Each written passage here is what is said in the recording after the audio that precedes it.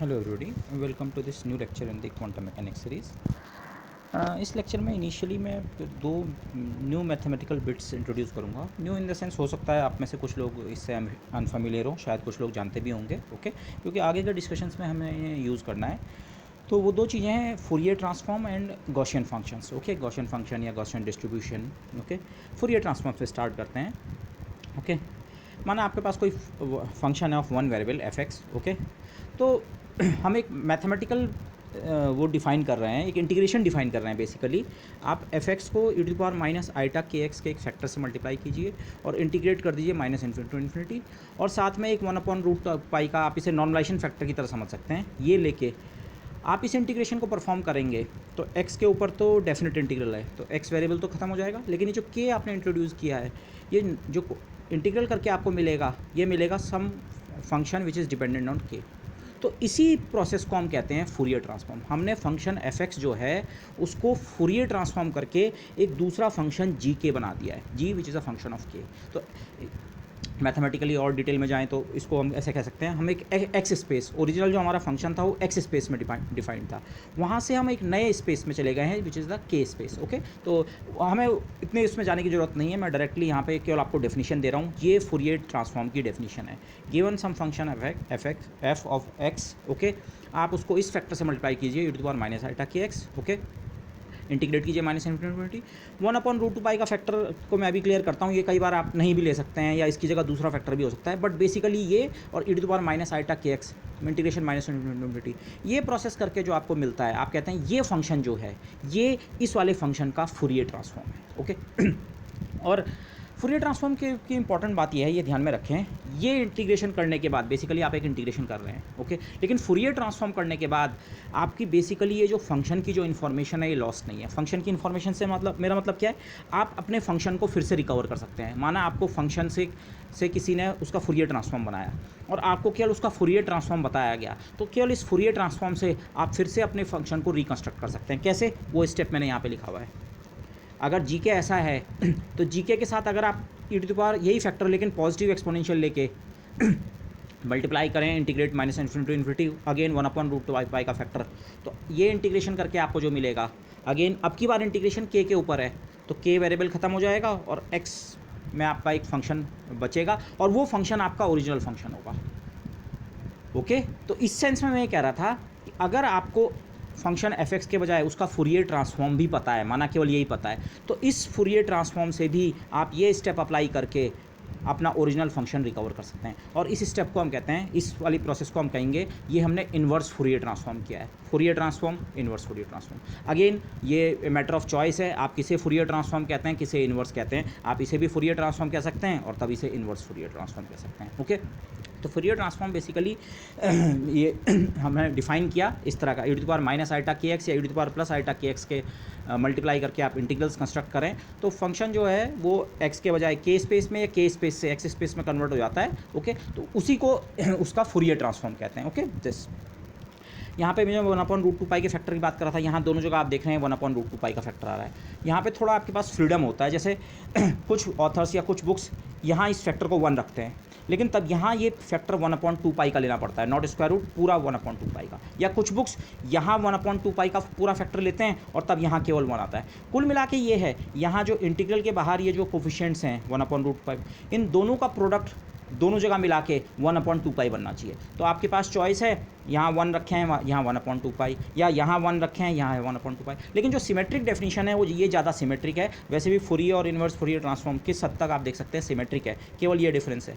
Okay, तो ज़्यादा symmetric definition ये है, so I will go with this, but otherwise ये वैसे भी हमारे आगे के डिस्कशन में ये फैक्टर ज़्यादा इंपॉर्टेंट नहीं है, ये हमारे लिए क्वांटम मैकेनिक्स के नॉर्मलाइजेशन फैक्टर की तरह है, तो इसलिए, बट मेन फैक्टर ये है। ओके, दिस तो फूरियर ट्रांसफॉर्म में हम लोग Fourier transform e to the power minus iota k x के फैक्टर के साथ जो वो होगा वो फूरियर ट्रांसफॉर्म होगा, और e to the power plus iota k x के साथ हमारा इन्वर्स फूरियर। ओके, अच्छा, इन जनरल यहाँ पे एक और बात कोट करना चाहूँगा, हम मैथमेटिक्स में जनरली इंटीग्रल ट्रांसफॉर्म की बात करते हैं। माना आपके पास कोई फंक्शन है ऑफ एक्स, आप इसको किसी फंक्शन से मल्टीप्लाई करें के which is a function of x as well as alpha, जैसे यहाँ पे e to the power iota k x या e to the power minus iota k x का फंक्शन तो था ही, पर साथ में एक और वेरिएबल के का फंक्शन था, तो ऐसी एक्स और उसके अलावा एक और वेरिएबल जिसका नाम मैंने यहाँ पे के बजाय अल्फा रखा है, तो ये इसके साथ मल्टीप्लाई करें और कहीं से कहीं तक इंटीग्रेट करें। यहाँ तो हमने इंटीग्रेशन हमेशा माइनस इन्फिनिटी टू इन्फिनिटी किया है, लेकिन in general a to b का इंटीग्रल अगर हो तो इसे हम कहते हैं हमने एफ एक्स को ट्रांसफॉर्म करके एक नया फंक्शन ऑब्टेन किया है जी, जो किसका फंक्शन होगा, अल्फा का। एक्स के ऊपर तो डेफिनेट इंटीग्रल है, एक्स खत्म हो जाएगा अल्फा, तो इस जनरल प्रोसेस को हम इंटीग्रल ट्रांसफॉर्म कहते हैं। ओके, और ये जो के जो है इसे कहा जाता है the kernel of transformation. Okay, तो डिपेंडिंग ऑन आप ए और बी की क्या चॉइस लेते हैं और इस के की क्या चॉइस लेते हैं, आप अलग अलग इंटीग्रल ट्रांसफॉर्म्स डिफाइन कर सकते हैं। Okay, so there are many kinds of integral transform. Fourier transform जो है, फुरियर ट्रांसफॉर्म उसका एक पर्टिकुलर केस है जहां आपने के अल्फा एक्स की जगह या तो e to the power iota k x या e to the power minus iota k x लिया है। ओके, तो दिस और ए और बी की वैल्यू माइनस इन्फिनिटी और प्लस इन्फिनिटी है। अदरवाइज बहुत सारे इंटीग्रल ट्रांसफॉर्म होते हैं, हो सकता है आप में से कुछ ने पढ़े भी हों। फुरियर ट्रांसफॉर्म भी हो सकता है, कुछ लोगों ने स्टडी किया। फुरियर होता है, लैप्लास ट्रांसफॉर्म होता है। ओके, फुरियर ट्रांसफॉर्म को इनिशिएट करने का एक और तरीका भी हो सकता है। आपने वेव एनालिसिस में फुरियर सीरीज एनालिसिस पढ़ा होगा कि आर्बिट्री पीरियोडिक फंक्शन को आप साइंस और कोसाइंस में ब्रेक कर सकते हैं, तो उसी के कंटिन्यूस केस अगर बनाएं तो फुरियर ट्रांसफॉर्म पे वो पहुंच सकते हैं। बट मैंने यहाँ पे मुझे केवल मैथमेटिकल डेफिनेशंस की ज़रूरत है बेसिकली, मोर और लेस। ठीक है, आपके लेवल पे let me start with this. ये फुरियर ट्रांसफॉर्म और ये inverse Fourier transform. Fourier transform, inverse Fourier transform को कुछ इस तरह से सोचना आगे वाले लेक्चर के लिए यूज़फुल रहेगा। या किसी जनरल इंटीग्रल ट्रांसफॉर्म को ओरिजिनली आप एक्स स्पेस में थे, फंक्शन आपका एक्स के टर्म में था, उस फंक्शन की इन्फॉर्मेशन लॉस्ट नहीं हुई है, अब वो जी में कंटेंट है, लेकिन जी किसका फंक्शन है, अल्फा का। तो एक्स स्पेस के बजाय आप इन्फॉर्मेशन को अल्फा स्पेस में एनालाइज कर रहे हैं। Okay, something like this. या क्वांटम मैकेनिक्स के लिहाज से आप इसे ऐसे सोचें, जैसे पीछे भी कहीं डिस्कशन में आया था, या नॉर्मल आप क्लासिकल मैकेनिक्स या और जगह के एनालिसिस से भी जानते हैं, किसी भी प्रॉब्लम को सॉल्व करने के लिए कोऑर्डिनेट सिस्टम हमारी चॉइस होता है। हम कोई भी कोऑर्डिनेट एक्सिस चूज़ करके प्रॉब्लम को सॉल्व कर सकते हैं। ओके, तो ऐसे ही आप इस तरह से सोचिए। ट्रांसफॉर्म जो हमारे सेंस में, खासकर ये जो फुरियर ट्रांसफॉर्म है, फुरियर ट्रांसफॉर्म को कुछ इस तरह से हम इंटरप्रेट करेंगे बाद में कि कोई क्वांटम मैकेनिकल सिस्टम है, आप उसे एक्स स्पेस में एनालाइज कर रहे थे कि अल्फा स्पेस में। अल्फा मतलब अल्फा की जगह हमारा के स्पेस हो जाएगा। ओके, अल्फा स्पेस में एनालाइज कर रहे हैं कि के स्पेस में। एक ही सिस्टम है, आप नॉर्मल किसी 2 डायमेंशनल प्रॉब्लम को सोचिए, आप उसे इस कोऑर्डिनेट सिस्टम में भी सॉल्व कर सकते हैं और इस कोऑर्डिनेट सिस्टम में भी सॉल्व कर सकते हैं। तो क्वांटम मैकेनिक्स में कुछ हमारा ऐसा ही आइडिया आएगा, किसी क्वांटम सिस्टम को आप एक्स बेसिस पे देख रहे हैं कि अल्फा या के बेसिस में देख रहे हैं। So that will come in the later lecture, but okay, और इस लेक्चर में भी इसका यूज़ होगा खैर इनफैक्ट फुरियर ट्रांसफॉर्म का। ओके, अच्छा, दूसरी जो चीज़ है something called the Gaussian function. मैंने यहाँ पे ये फंक्शंस तो हम कई बार वो कर चुके हैं, आप पहले से भी जानते होंगे। एक्सपोनेंशियली इंक्रीजिंग और exponentially decaying function, e to the power plus x और e to the power minus x. Okay, से x इक्वल टू 0 से स्टार्ट करें तो e to the power plus x लगातार x के साथ ग्रो करता है, e to the power minus x decay करता है, और x इक्वल टू इन्फिनिटी होते होते जीरो होने लगता है। ओके, ये डिके कर रहा है दिस। और अगर आप इनको नेगेटिव पार्ट्स में भी कंटिन्यू करें तो e to the power x का ग्राफ इससे पीछे ऐसा है और दिस। Okay, this. लेकिन अब मैं जिस फंक्शन की बात कर रहा हूँ, Gaussian function, basic Gaussian function ये है, e to the power minus x square. अगर आप e to the power minus x square को देखें तो क्या है, x चाहे पॉजिटिव या नेगेटिव हो, ये एक्सपोनेंट वाला जो टर्म है, ये यहाँ जो ये टर्म है, ये नेगेटिव ही होने वाला है। नेगेटिव मतलब डिके। तो अगर आप x इक्वल टू 0 रखें, e to the power 0 is 1, ये फंक्शन x इक्वल टू 0 पे 1 होता है। और उसके बाद चाहे x पॉजिटिव साइड में जाएँ आप, चाहे नेगेटिव साइड में जाएँ, ये फंक्शन एक्सपोनेंशियली डिके करेगा depending on the value of x square, not on the value of x square. लेकिन एक्स कुछ भी हो, चाहे पॉजिटिव नेगेटिव, इसने डीके करना है। तो इस फंक्शन को अगर आप प्रॉपर्ली प्लॉट करें तो ये कुछ इस प्रकार का बनता है। माना में हम सेंटर से प्लॉट करें, पॉजिटिव साइड में सेंटर पे मैक्सिमम वैल्यू 1 और फिर इधर को भी डीके कर रहा है, और डीके करते करते ये 0 पे पहुँचेगा, लेकिन इन्फिनिटी वाले पॉइंट पे, मतलब एसिम्प्टोटिकली अपनी 0 वैल्यू को अचीव करेगा। ऐसे ही अगर आप x को नेगेटिव करें तो इस साइड भी ये डीके करता है दिस। ओके, तो आपको एक बेसिकली एक बेल शेप्ड कर्व मिल रहा है। Okay, this bell shaped curve, इसी फंक्शन को हम कहते हैं गॉसियन फंक्शन। ओके, ये हमारा गॉसियन फंक्शन है दिस। लेकिन अभी इस गॉसियन फंक्शन में मैं 3 और लेट मी से इम्प्रूवमेंट्स या 3 और पैरामीटर्स इंट्रोड्यूस करूँगा।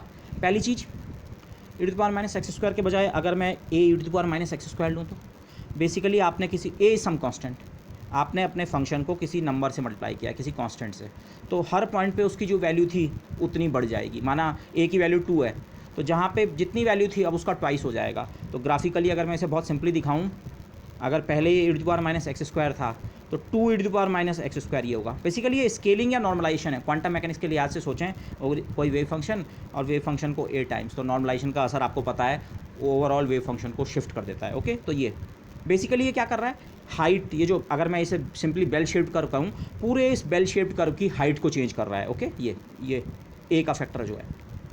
दूसरा जो मैं चेंज की बात कर रहा हूँ वो ऐसा है, अभी तक मैं फंक्शन e⁻x² की बात कर रहा था, लेकिन अब e⁻x²/2σ², एक्सपोनेंट जो है वो -x²/2σ² है।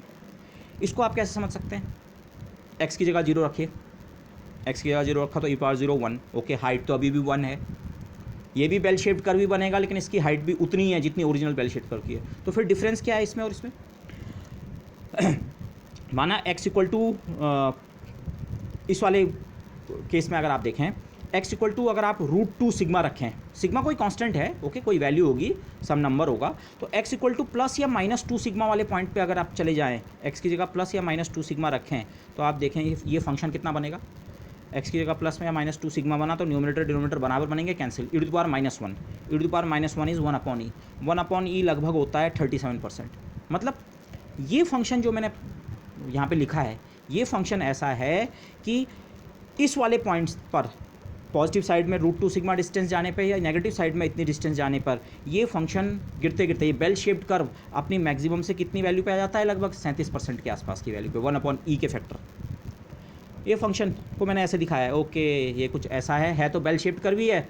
ओके, लेकिन अगर मैं x इक्वल टू √2σ या x इक्वल टू -√2σ पे जाऊँ, तो जो हाइट है वो मैक्सिमम हाइट का कितना हो चुका होगा, बट ए, माना मैक्सिमम हाइट a है, अगर मैं इसके साथ a का फैक्टर भी मल्टीप्लाई कर दूं जैसे मैंने यहाँ पे किया था, तो मैक्सिमम हाइट 1 ना होके अगर a है, तो इस पॉइंट तक आते आते, इस पॉइंट या इस पॉइंट तक आते आते फंक्शन दोनों साइड सिमेट्रिक है। ओके, तो वो कितना डिक्रीज हो चुका होगा, लगभग अपनी ओरिजिनल वैल्यू का 37%, 1/e वैल्यू। ओके, ये 1/e का फैक्टर आपने कई जगह देखा होगा, स्कूल लेवल पे आप LC सर्किट या LR सर्किट, चार्जिंग और डिस्चार्जिंग की बात करते हैं, RC सर्किट वगैरह वगैरह, तो वहाँ ये E या 1/e के फैक्टर्स आते हैं। तो उसी तरह से यहाँ पे हमने डिफाइन किया है ये। लेकिन ये सिग्मा क्या मेज़र कर रहा है, अब आप इसे इस तरह सोचिए, अच्छा कोई भी बेल शेप्ड कर्व है, ये जो गॉसियन कर्व है, ये जो सिग्मा पैरामीटर है, ये सिग्मा पैरामीटर बेसिकली क्या बता रहा है, जब इतनी डिस्टेंस पे पहुँचते हैं, कितना √2σ पे, तो ये डिक्रीज़ होकर 1/e पे आ जाता है। तो आप सोचिए दो अलग अलग आपके पास गॉसियन कर्व्स हैं, एक के लिए सिग्मा की वैल्यू ज़्यादा है, एक के लिए सिग्मा की वैल्यू कम है, तो इसका मतलब दोनों अपनी पीक वैल्यू से ग्रेजुअली डिक्रीज़ करेंगे, लेकिन जिसकी सिग्मा वैल्यू ज़्यादा होगी वो ज़्यादा दूर जाके डिके करेगा, उतना ही, कितना, 37% वैल्यू पे। तो मतलब ये फैक्टर बेसिकली सिग्मा जो है, इसको आप इस फिगर में समझ सकते हैं। अगर दो कर्व्स हैं गॉसियन कर्व्स, लेकिन एक के लिए सिग्मा की वैल्यू कम है और एक के लिए सिग्मा की वैल्यू ज़्यादा है, इसका मतलब अगर वो सेम हाइट से स्टार्ट करेंगे तो 37% तक डिक्रीज़ होते होते एक कम डिस्टेंस में डिक्रीज़ हो जाएगा 37%, जबकि एक ज़्यादा डिस्टेंस में होगा। तो ये सिग्मा फैक्टर जो है, ये बेसिकली विड्थ ऑफ बेल को मेज़र कर रहा है, विड्थ ऑफ कर्व या विड्थ ऑफ, जिसे मैं बेल कह रहा हूँ, ये फैक्टर जो मैंने मल्टीप्लाई किया नॉर्मलाइजेशन की तरह, ये हाइट ऑफ बेल को कंट्रोल कर रहा है। ये फैक्टर जो है ये विड्थ ऑफ बेल को कंट्रोल कर रहा है। और विड्थ हमारे लिए क्यों इंपॉर्टेंट होगी, क्वांटम मैकेनिक्स के लिहाज से आप सोचें, ये वेव फंक्शन या प्रोबेबिलिटी डिस्ट्रीब्यूशन हमारे हो सकते हैं, तो ये बेसिकली अनसर्टेनिटी का मेज़र होगा। ओके, कितनी अनसर्टेनिटी है आपके उस, माना ये पोजीशन की बात कर रहे हैं, पोजीशन का वेव फंक्शन है या पोजीशन का प्रोबेबिलिटी डिस्ट्रीब्यूशन है, तो प्रोबेबिलिटी, ये क्वांटिटी जो है ये आपके उसका विड्थ नापेगी, अनसर्टेनिटी जो है उसको नापने का काम करेगी। इनफैक्ट इस सिग्मा या सिग्मा स्क्वायर को हम वेरिएंस कहते हैं इस सेंस में। ओके, तो ये दूसरा क्वालिफायर। हाँ, एक पॉइंट मैं यहाँ पे बताना भूल गया, पर वो यहाँ से आप देख सकते हैं, ये फंक्शन x में सिमेट्रिक है, मतलब जैसा ये इस साइड को है वैसा ही ये फंक्शन इस साइड को भी है। x इक्वल टू 0 लाइन के अबाउट ये कर्व क्या है, सिमेट्रिक।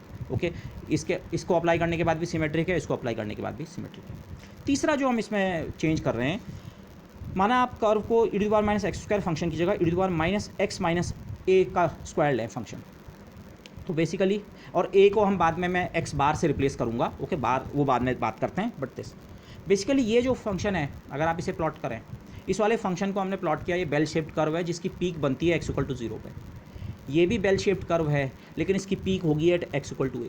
बेसिकली ये शिफ्टिंग ऑफ ओरिजिन जिसे आप कहते हैं, आपने ओरिजिन को x के बजाय x इक्वल टू a पे शिफ्ट कर दिया, तो ये और ये बेसिकली एक ही बात है, लेकिन ये कर्व जो है माना एक्स एक्सिस है हमारी पूरी, तो ये वाला फंक्शन आप प्लॉट करें बेल शेप्ड कर्व जिसकी पीक एक्स इक्वल टू 0 पे है। ये भी वही बेल शेप्ड कर्व लेकिन इसकी peak x equal to a पे है, क्योंकि जब एक्स बराबर ए है e to the power 0 1, e to the power minus है, एक्सपोनेंशियल नेगेटिव है, तो इसकी मैक्सिमम वैल्यू 0 से 1 से ऊपर नहीं जा सकती है। तो लेकिन ये वाला कर्व अपनी मैक्सिमम वैल्यू कहाँ पे अचीव कर रहा है, एक्स इक्वल टू ए पे। तो ये okay depending on A positive है नेगेटिव है, पीक इधर को भी शिफ्ट हो सकती है इधर को भी, बट ये ओके तो ये position of location off peak को कंट्रोल कर रहा है, जो मैंने तीसरा चेंज बताया। ये हाइट ऑफ पीक को बता रहा है, ये विड्थ ऑफ पीक को बता रहा है, और ये बता रहा है लोकेशन ऑफ पीक। पीक यहाँ पे है कि यहाँ पे है कि वो जो बेल शेप्ड कर्व है, कोई जरूरी थोड़ी है हमेशा आपका जो ये कर्व है, आप एक bell shaped curve Gaussian curve की बात कर रहे हैं, कोई जरूरी थोड़ी उसका पीक एक्स इक्वल टू 0 पे लोकेटेड हो, उसका कर्व एक्स इक्वल टू 7 पे भी तो हो सकता है। तो उस समय जो उसका एक्सप्रेशन होगा e to the minus x minus 7 whole squared. Okay so this. तो अब इन तीनों फैक्टर्स को अगर मैं कंबाइन करूँ तो उसे मैं अपना मोस्ट जनरल गॉसियन कर्व कहूँगा। ये मेरा गॉसियन फंक्शन है, गॉसियन फंक्शन या Gaussian curve a e to the power minus x minus a whole square over 2 sigma square. Okay most generally जो हम गॉसियन कर्व लिखेंगे वो इस फॉर्म का लिखेंगे। Okay this. और अगर हम इसे नॉर्मलाइज करें, नॉर्मलाइज करना मतलब फंक्शन का जो एरिया अंडर द कर्व है उसको यूनिटी बनाने की कोशिश करें, तो जो नॉर्मलाइज्ड गॉसियन कर्व होता है उसके साथ ये ए की वैल्यू 1/√2 टाइम्स सिग्मा, ये जो सिग्मा विड्थ है उसके हिसाब से आती है। This is not important for us but I have just noted here. Okay और ये जो ए जो है ये ए बेसिकली एक्स बार होता है, वो आप इस फिगर से ही देखें। माना ये कोई किसी चीज़ का डिस्ट्रीब्यूशन है ये या ये कोई वाला, तो इसका एवरेज वैल्यू कितनी बनेगी, जैसा बिहेवियर इस चीज़ का पॉजिटिव साइड में है वैसा ही बिहेवियर नेगेटिव साइड में है। तो जब आप एवरेज लेंगे तो एवरेज आपका यहाँ लाई करेगा। आप ये ना सोचें मैं एक्स इक्वल टू 0 की बात कर रहा हूँ, माना peak x equal to a पे है, ठीक है, इसको एक्स इक्वल टू ए का केस सोचें। तो क्योंकि ये कर्व पीक के दोनों साइड में सिमेट्रिक है, लेफ्ट और राइट साइड में, तो जो आप एवरेज कंप्यूट करेंगे इसके लिए वो कहाँ लाई करेगा, इस पोजीशन पे, किस पे, एक्स इक्वल टू ए पे। तो जो ए ये जो है, जब मैंने इस फॉर्म में इसे लिखा था, ये ए एक्चुअली इस फंक्शन की एवरेज वैल्यू है। ओके एवरेज वैल्यू, तो इसलिए कई बार और आप वो देखेंगे आपको ये फंक्शन नॉर्मली इस तरह से लिखा हुआ मिलेगा, ये normalization factor e to the power x minus a की जगह x minus x bar whole squared over 2 sigma square. X bar position of peak है लेकिन ये साथ साथ उसकी मीन वैल्यू भी है, उस फंक्शन की एवरेज वैल्यू भी है, और सिग्मा जो है, सिग्मा बेसिकली उस फंक्शन की विड्थ का एक मेजर है। Okay this. तो the max value lies at a, the peak lies at x equal to plus a, and the width और अनसर्टेनिटी जो है वो सिग्मा के ऑर्डर की है। अब एक्चुअली ये 2 सिग्मा है कि 1/2 सिग्मा है कि √2 सिग्मा, वो अलग बात है, but it is of the order of sigma. Okay this.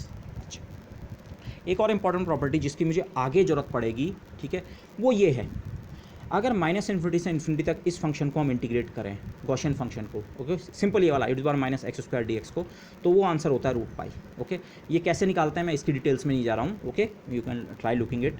Okay but ये इस रिजल्ट को हम यूज़ करेंगे, क्योंकि अगर मेरे पास ये रिजल्ट है तो मैं इसका इंटीग्रल या बाकी गॉसियन इंटीग्रल्स बड़े आराम से इवैल्यूएट कर सकता हूँ। कैसे, फॉर एग्जांपल मैंने यहाँ पे एक छोटा एग्जांपल किया है, माना मुझे ये इंटीग्रेशन करना है, minus x square over 2 sigma square का integration minus infinity to infinity this. आप चेंज ऑफ वेरिएबल कर दो, x/√2 सिग्मा को आप एक नया वेरिएबल माना y रख दो, तो ये e to the power minus y square, और dx की जगह बनेगा √2 सिग्मा टाइम्स dy। तो √2 सिग्मा कांस्टेंट है, बाहर आ गया, और फिर से जो आपका इंटीग्रल बना वो यही इंटीग्रल बना, बस x की जगह y है। इंटीग्रेशन का वेरिएबल डमी होता है डेफिनेट इंटीग्रल में, इसलिए वो ये इंटीग्रल भी कितना बनेगा, √π। तो केवल ये इंटीग्रल आप लोग याद कर लें तो आगे वाले केसेस हमारे हम निकाल पाएंगे। ओके ये इस तरह के इंटीग्रल को हम एरर इंटीग्रल भी कहते हैं, ये एरर एस्टिमेशन में काम आता है। Okay this. और अगर x की जगह x माइनस ए भी होगा, माना ये वाला गॉसियन इंटीग्रल है, इसका इंटीग्रेशन करना है, इसका इंटीग्रेशन भी आप करेंगे तो भी आपको आंसर इसी टाइप का मिलेगा। ओके उसका रीज़न ये है, माना आप चेंज ऑफ वेरिएबल करते हैं, x माइनस ए को या x माइनस एक्स बार को y रखते हैं, ओके तो dx पे कोई फ़र्क नहीं पड़ेगा क्योंकि x बार एक कांस्टेंट है, dx की जगह dy आ जाएगा, और लिमिट्स ऑफ इंटीग्रेशन पे भी कोई फ़र्क नहीं पड़ेगा। x की जगह अगर आप x माइनस ए भी रखते हैं तो माइनस इन्फिनिटी वाली लिमिट माइनस इन्फिनिटी रहेगी और प्लस इन्फिनिटी वाली प्लस इन्फिनिटी। ओके तो इससे कोई फ़र्क नहीं पड़ता है। ओके बेसिकली इस ऑपरेशन से लिमिट्स पे कोई फ़र्क नहीं पड़ा क्योंकि लिमिट्स माइनस इन्फिनिटी और प्लस इन्फिनिटी हैं। अगर ये लिमिट्स फाइनाइट होती तब शायद इंटीग्रल पे फ़र्क पड़ता, ओके बट इस केस में फ़र्क नहीं पड़ेगा। तो मैं इसीलिए अगेन रिपीट कर रहा हूँ, केवल ये इंटीग्रल आप याद कर लें। ओके इसे मैं इवैल्यूएट करके नहीं दिखा रहा हूँ कि इतना कैसे आता है, बट यू फिर रिमेंबर दिस एक्सप्रेशन, तो हम बाकी गॉसियन के जो हमारे इंटीग्रल्स आने वाले हैं वो सारे के सारे हम इवैल्यूएट कर सकते हैं। ओके क्वांटम मैकेनिक्स में गॉसियन फंक्शन क्यों स्टडी हम कर रहे हैं, या इन जनरल ऐसा नहीं है कि गॉसियन फंक्शन की से आपकी मुलाकात नहीं हुई है इस कोर्स में। हार्मोनिक ऑसिलेटर हमने सॉल्व किया था, उसके जो वेव फंक्शंस हैं nth लेवल का, normalization constant, Hermite polynomial nth order in terms of xi और e⁻⁻² और ग्राउंड स्टेट का अगर आप वेव फंक्शन लिखें, ग्राउंड स्टेट के लिए हर्माइट पॉलिनोमियल 1 के बराबर होता है, तो बेसिकली e⁻⁻²/2 ये गॉसियन फंक्शन ही तो है। आप लोग अगर पुराने फिगर देखें, ग्राउंड स्टेट का वेव फंक्शन ऐसे ही तो आता है, ये एग्जैक्टली वो बेल शेप्ड कर्व ही है हमारा। ओके, तो फ्री पार्टिकल का वेव पैकेट जो है इसको भी हम गॉसियन बना सकते हैं। अब ये हमारा नेक्स्ट डिस्कशन का टॉपिक है। ओके, इसी उद्देश्य से मेनली मैंने गॉसियन जो वेव फंक्शन इंट्रोड्यूस किया, गॉसियन फंक्शन जो इंट्रोड्यूस किया, इसी आइडिया से यहाँ मुझे ज़रूरत है गॉसियन। लेकिन वेव पैकेट की एक और इंपॉर्टेंट प्रॉपर्टी होती है, इसको हम इस कोर्स में स्टडी नहीं करेंगे, लेकिन ये एक इंपॉर्टेंट प्रॉपर्टी है गॉसियन वेव पैकेट की, ये मिनिमम अनसर्टेनिटी वेव पैकेट होता है। मतलब आइडिया ये है, अनसर्टेनिटी प्रिंसिपल ये कहता है डेल्टा एक्स डेल्टा पी का प्रोडक्ट h×2 से कम नहीं हो सकता, इससे ज़्यादा ही होगा। ओके, आप कोई आर्बिट्री वेव पैकेट लें, आर्बिट्री वेव्स लिए आपने, प्लेन वेव्स, उसको सुपरपोज करके वेव पैकेट बनाया, तो उस वेव पैकेट के लिए अगर आप delta x into delta P का प्रोडक्ट निकालेंगे, वो h×2 से इन जनरल ज़्यादा बनेगा।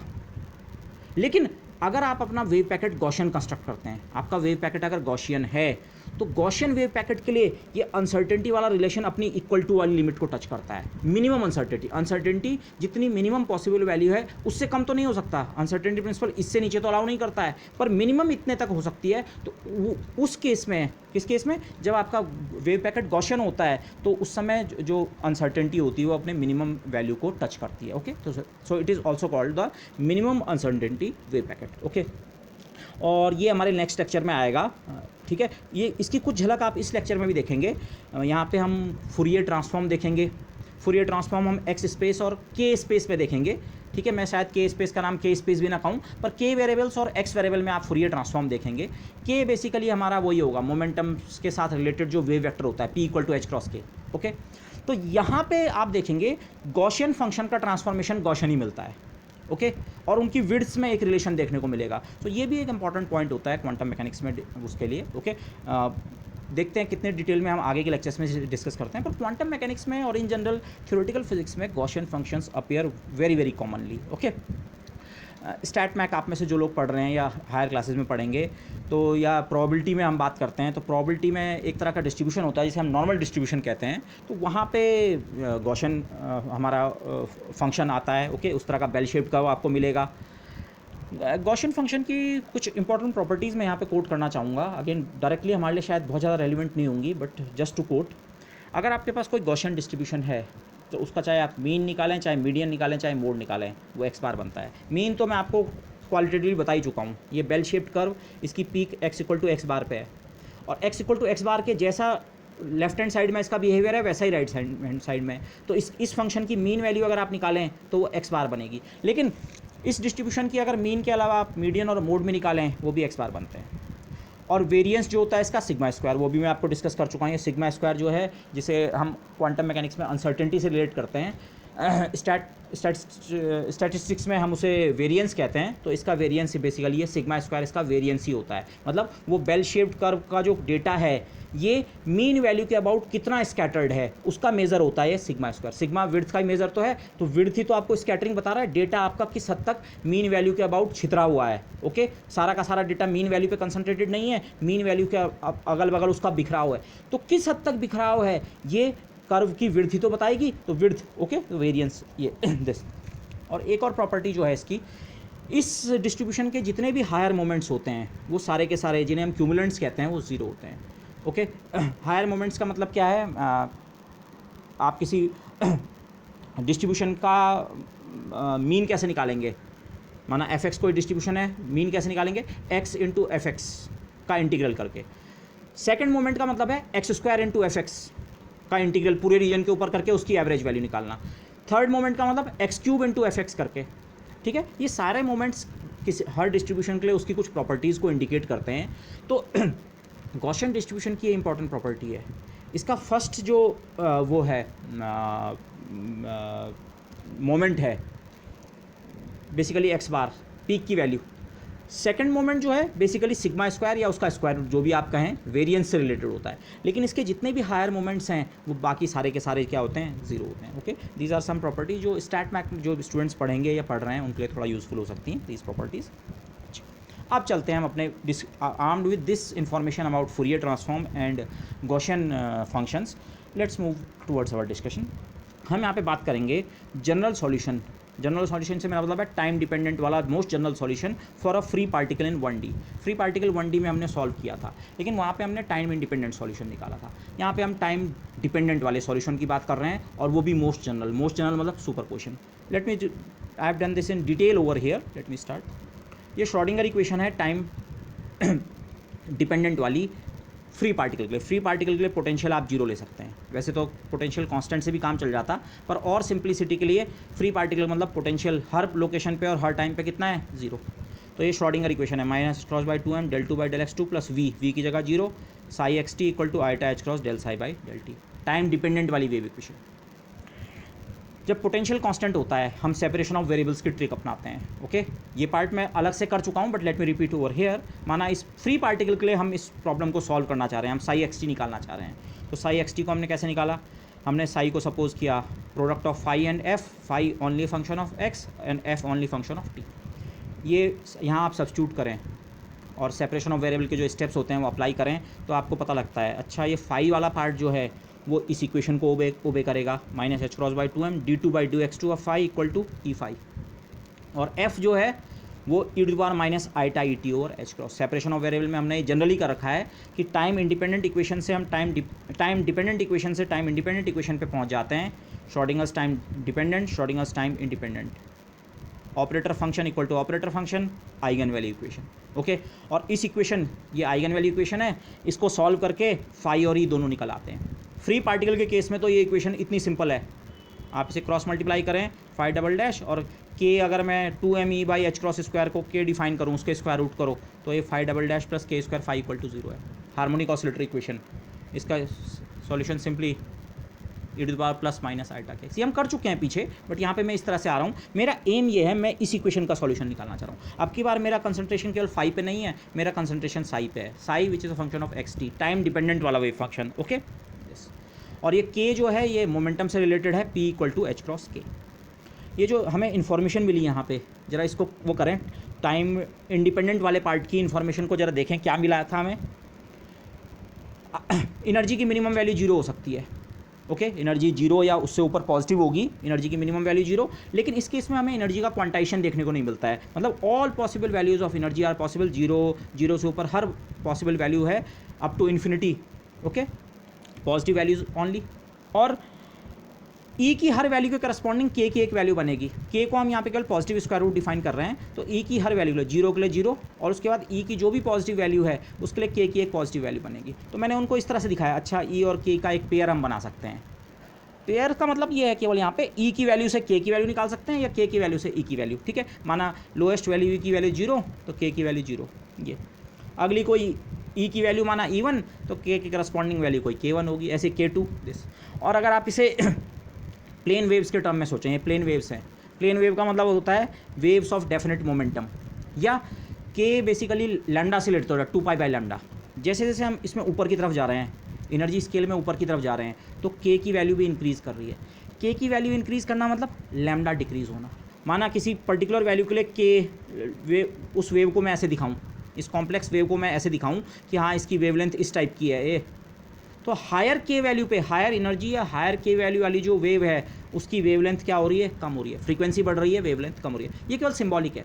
लेकिन यहाँ पे एक चीज़ ध्यान रखना है, इस इक्वेशन के दो सॉल्यूशंस मिलते हैं, प्लस वाला और माइनस वाला। दोनों इस इक्वेशन को सेटिस्फाई करते हैं, मतलब के तो पॉजिटिव ही है, लेकिन इसमें जो हमारा सॉल्यूशन बनेगा उसमें ओवरऑल एक्सपोनेंट पॉजिटिव भी हो सकता है, नेगेटिव हो सकता है। के को पॉजिटिव ही रखें, लेकिन इस प्लस माइनस साइन के कारण आपको दोनों चॉइस मिल रही हैं, पॉजिटिव इमेजिनरी एक्सपोनेंट भी और नेगेटिव एनर्जी एक्सपोनेंट भी। उनको आप कैसे समझ सकते हैं? उनको आप ऐसे सोच सकते हैं, एक फॉरवर्ड गोइंग वेव है और एक बैकवर्ड गोइंग वेव।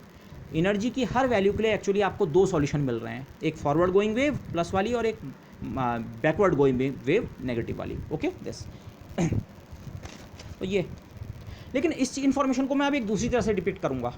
मैं के की वैल्यू को पॉजिटिव नेगेटिव दोनों होने देता हूँ।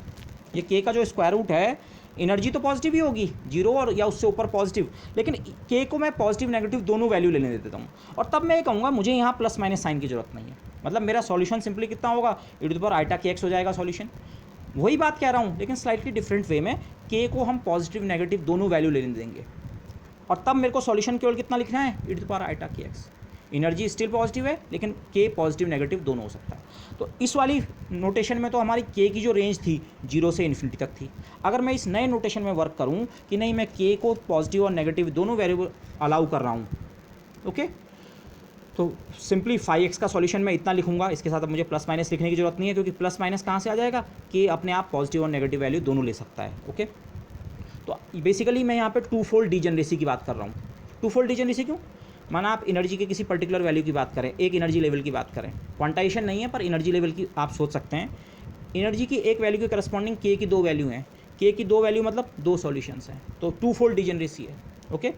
अगेन कंटिन्यूस ई वैल्यूज़ है, नो क्वांटाइजेशन है, और ई वैल्यूज़ कंटिन्यूस है तो के वैल्यूज़ कंटिन्यूस है। लेकिन अब ये फिगर मेरा चेंज कैसे हो गया, अब की बार के की values can range from -∞ to +∞। ये पिछले नोटेशन में के की वैल्यू केवल पॉजिटिव थी, लेकिन अब के की वैल्यू -∞ से +∞ तक कुछ भी हो सकती है। माना ये सेंटर पे के की वैल्यू 0 है, तो के की वैल्यू 0 के करस्पॉन्डिंग ई की वैल्यू 0।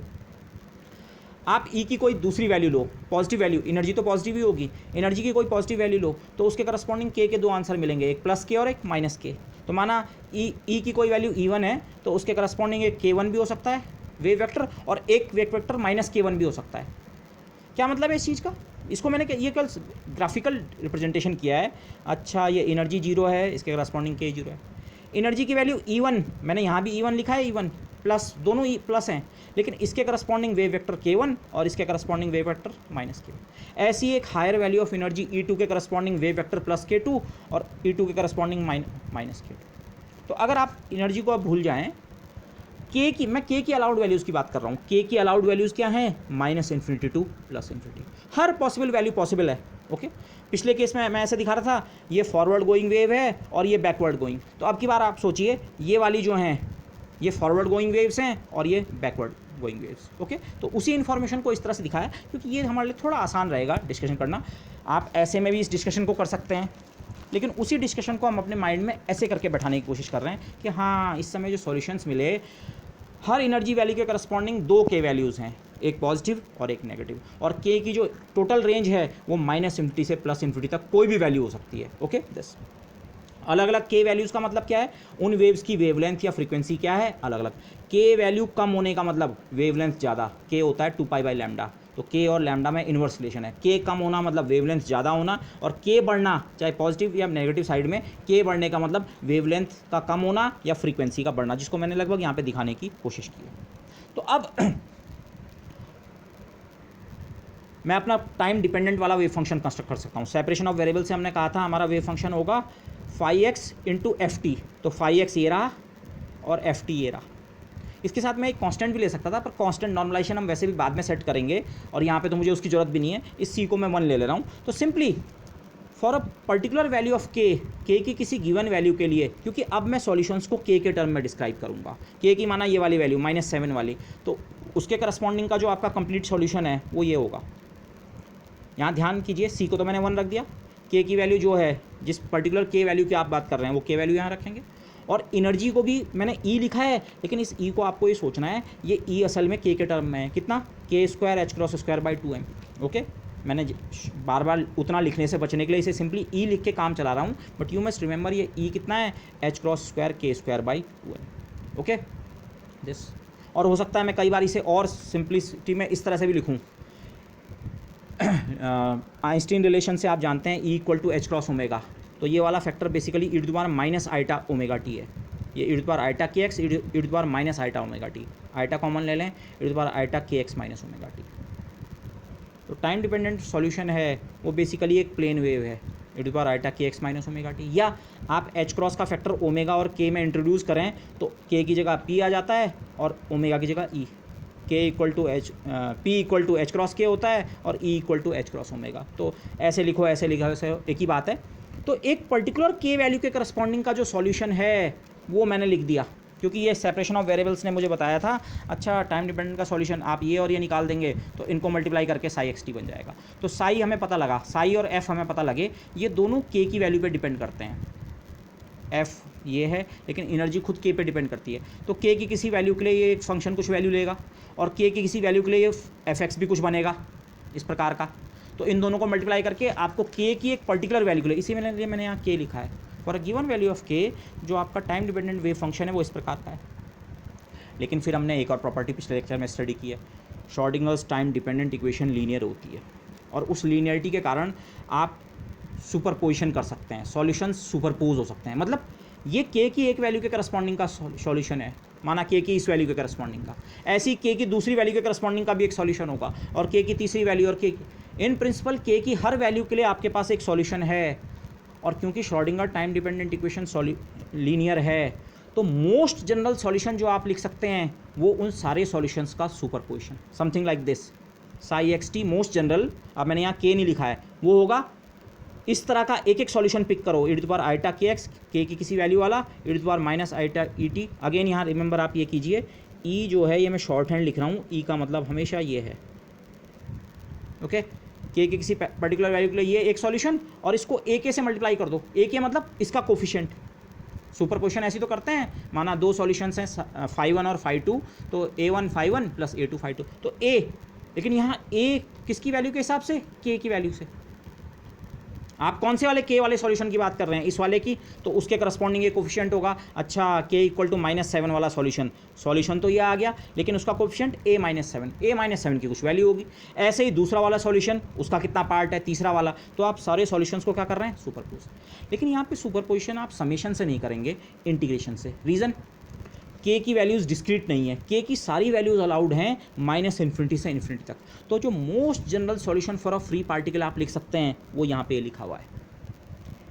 ये एक particular solution for a given value of के, इसको किसी कोफिशिएंट ए के से मल्टीप्लाई किया, ये कोफिशिएंट ये बता रहा है वो सुपरपोजिशन वाले सॉल्यूशन में इस पर्टिकुलर के सॉल्यूशन का कितना पार्ट है, इस वाले सॉल्यूशन का। माना आप केवल दो वो सोचें, दो के सॉल्यूशन सोचें, e to the power minus iota k1x e to the power minus iota e1t एक, और दूसरा e to the power minus iota k2x e to the power minus iota e2t। ये साई 1 है, ये साई 2 है। सुपरपोजिशन ये कह रहा है आप इनको सुपरपोज करके नया सॉल्यूशन बना सकते हैं, a1 plus a2, a1 a2। ये कोफिशिएंट्स को जो मैं कंटिन्यूस केस में जो नाम दे रहा हूँ, A1 A2 A3 नाम नहीं दे सकता हूँ, इनफाइनाइट नंबर ऑफ कोफिशिएंट्स हैं। तो इन कोफिशिएंट्स का नामकरण कैसे कर रहे हैं, इन कोफिशिएंट का नाम कर रहा हूँ, अच्छा ये K की किसी पर्टिकुलर वैल्यू के करस्पॉन्डिंग वाला कोफिशिएंट, एक K1 के करस्पॉन्डिंग वाला AK1, K2 के करस्पॉन्डिंग वाला K2। तो इन जनरल K की किसी वैल्यू के करस्पॉन्डिंग का जो कोफिशिएंट है AK, okay, A as a function of K। This इस ए के को हम कहेंगे डिस्ट्रीब्यूशन फंक्शन, ओके, आगे थोड़ा क्लियर होगा ये ए के। लेकिन मोस्ट जनरल सॉल्यूशन जो है फ्री पार्टिकल के लिए वो मेरा ये रहा। कैसे लिखा हमने, ये हमारे प्लेन वेव सॉल्यूशंस हैं, प्लेन वेव सॉल्यूशंस के सुपरपोजिशन के रूप में। सुपरपोजिशन कैसे किया, हर इंडिपेंडेंट सॉल्यूशन को हमने किसी कोफिशिएंट से मल्टीप्लाई किया है, ओके। तो जिसे मैं डिस्ट्रीब्यूशन फंक्शन कह रहा हूँ, ये डिस्ट्रीब्यूशन फंक्शन एक्चुअली क्या बता रहा है, इट इज़ द कंट्रीब्यूशन या component of a particular plane wave solution in the superpose state. इस सुपरपोज स्टेट्स में इंटीग्रेशन -इन्फिनिटी डी के की सारी वैल्यूज़ के ऊपर सम कर दिया, लेकिन किसी पर्टिकुलर के वैल्यू वाले का कितना हिस्सा लेना है, उसका कितना कंपोनेंट लेना है, वो ये बताएगा एक है। तो एक कंट्रीब्यूशन या कंपोनेंट बता रहा है of a particular plane wave solution in the superpose state, okay. आप एक की कोई भी चॉइस ले लें, ये सॉल्यूशन वर्क करेगा, ये मोस्ट जनरल सॉल्यूशन है, ओके। एक की आप infinite number of different choices ले सकते हैं, तो आप ये इनफाइनाइट नंबर ऑफ सॉल्यूशंस बना सकते हैं इस इक्वेशन के, okay. Let me look at some examples, okay. उससे पहले यहाँ साइड में ये चीज़ देख लें, अगर मैं t इक्वल टू 0 पे बात करूँ, स्टार्टिंग पे बात करें t इक्वल टू 0 पे, तो psi x0 equal to t equal to 0 के कारण ये फैक्टर पूरी तरह खत्म हो जाएगा। तो उस समय -इन्फिनिटी a के e to the power iota k x ठीक है। ये फुरियर ट्रांसफॉर्म तो है, फुरियर या इन्वर्स फुरियर जो भी हो, a के फंक्शन का इन्वर्स फुरियर ट्रांसफॉर्म 1/√2π वगैरह का फैक्टर इंपॉर्टेंट नहीं है। ये वेव फंक्शन जो है at least at time t equal to 0, ये क्या है, ये ए के जो फंक्शन है, ये ए के भी एक फंक्शन होगा, के की अलग अलग वैल्यू पे ए की अलग अलग वैल्यू है, ये के स्पेस में एक फंक्शन है। ये ए के फंक्शन का इन्वर्स फूरियर ट्रांसफॉर्म क्या है, हमारा वेव फंक्शन। तो आप देख सकते हैं okay Fourier transform is working here.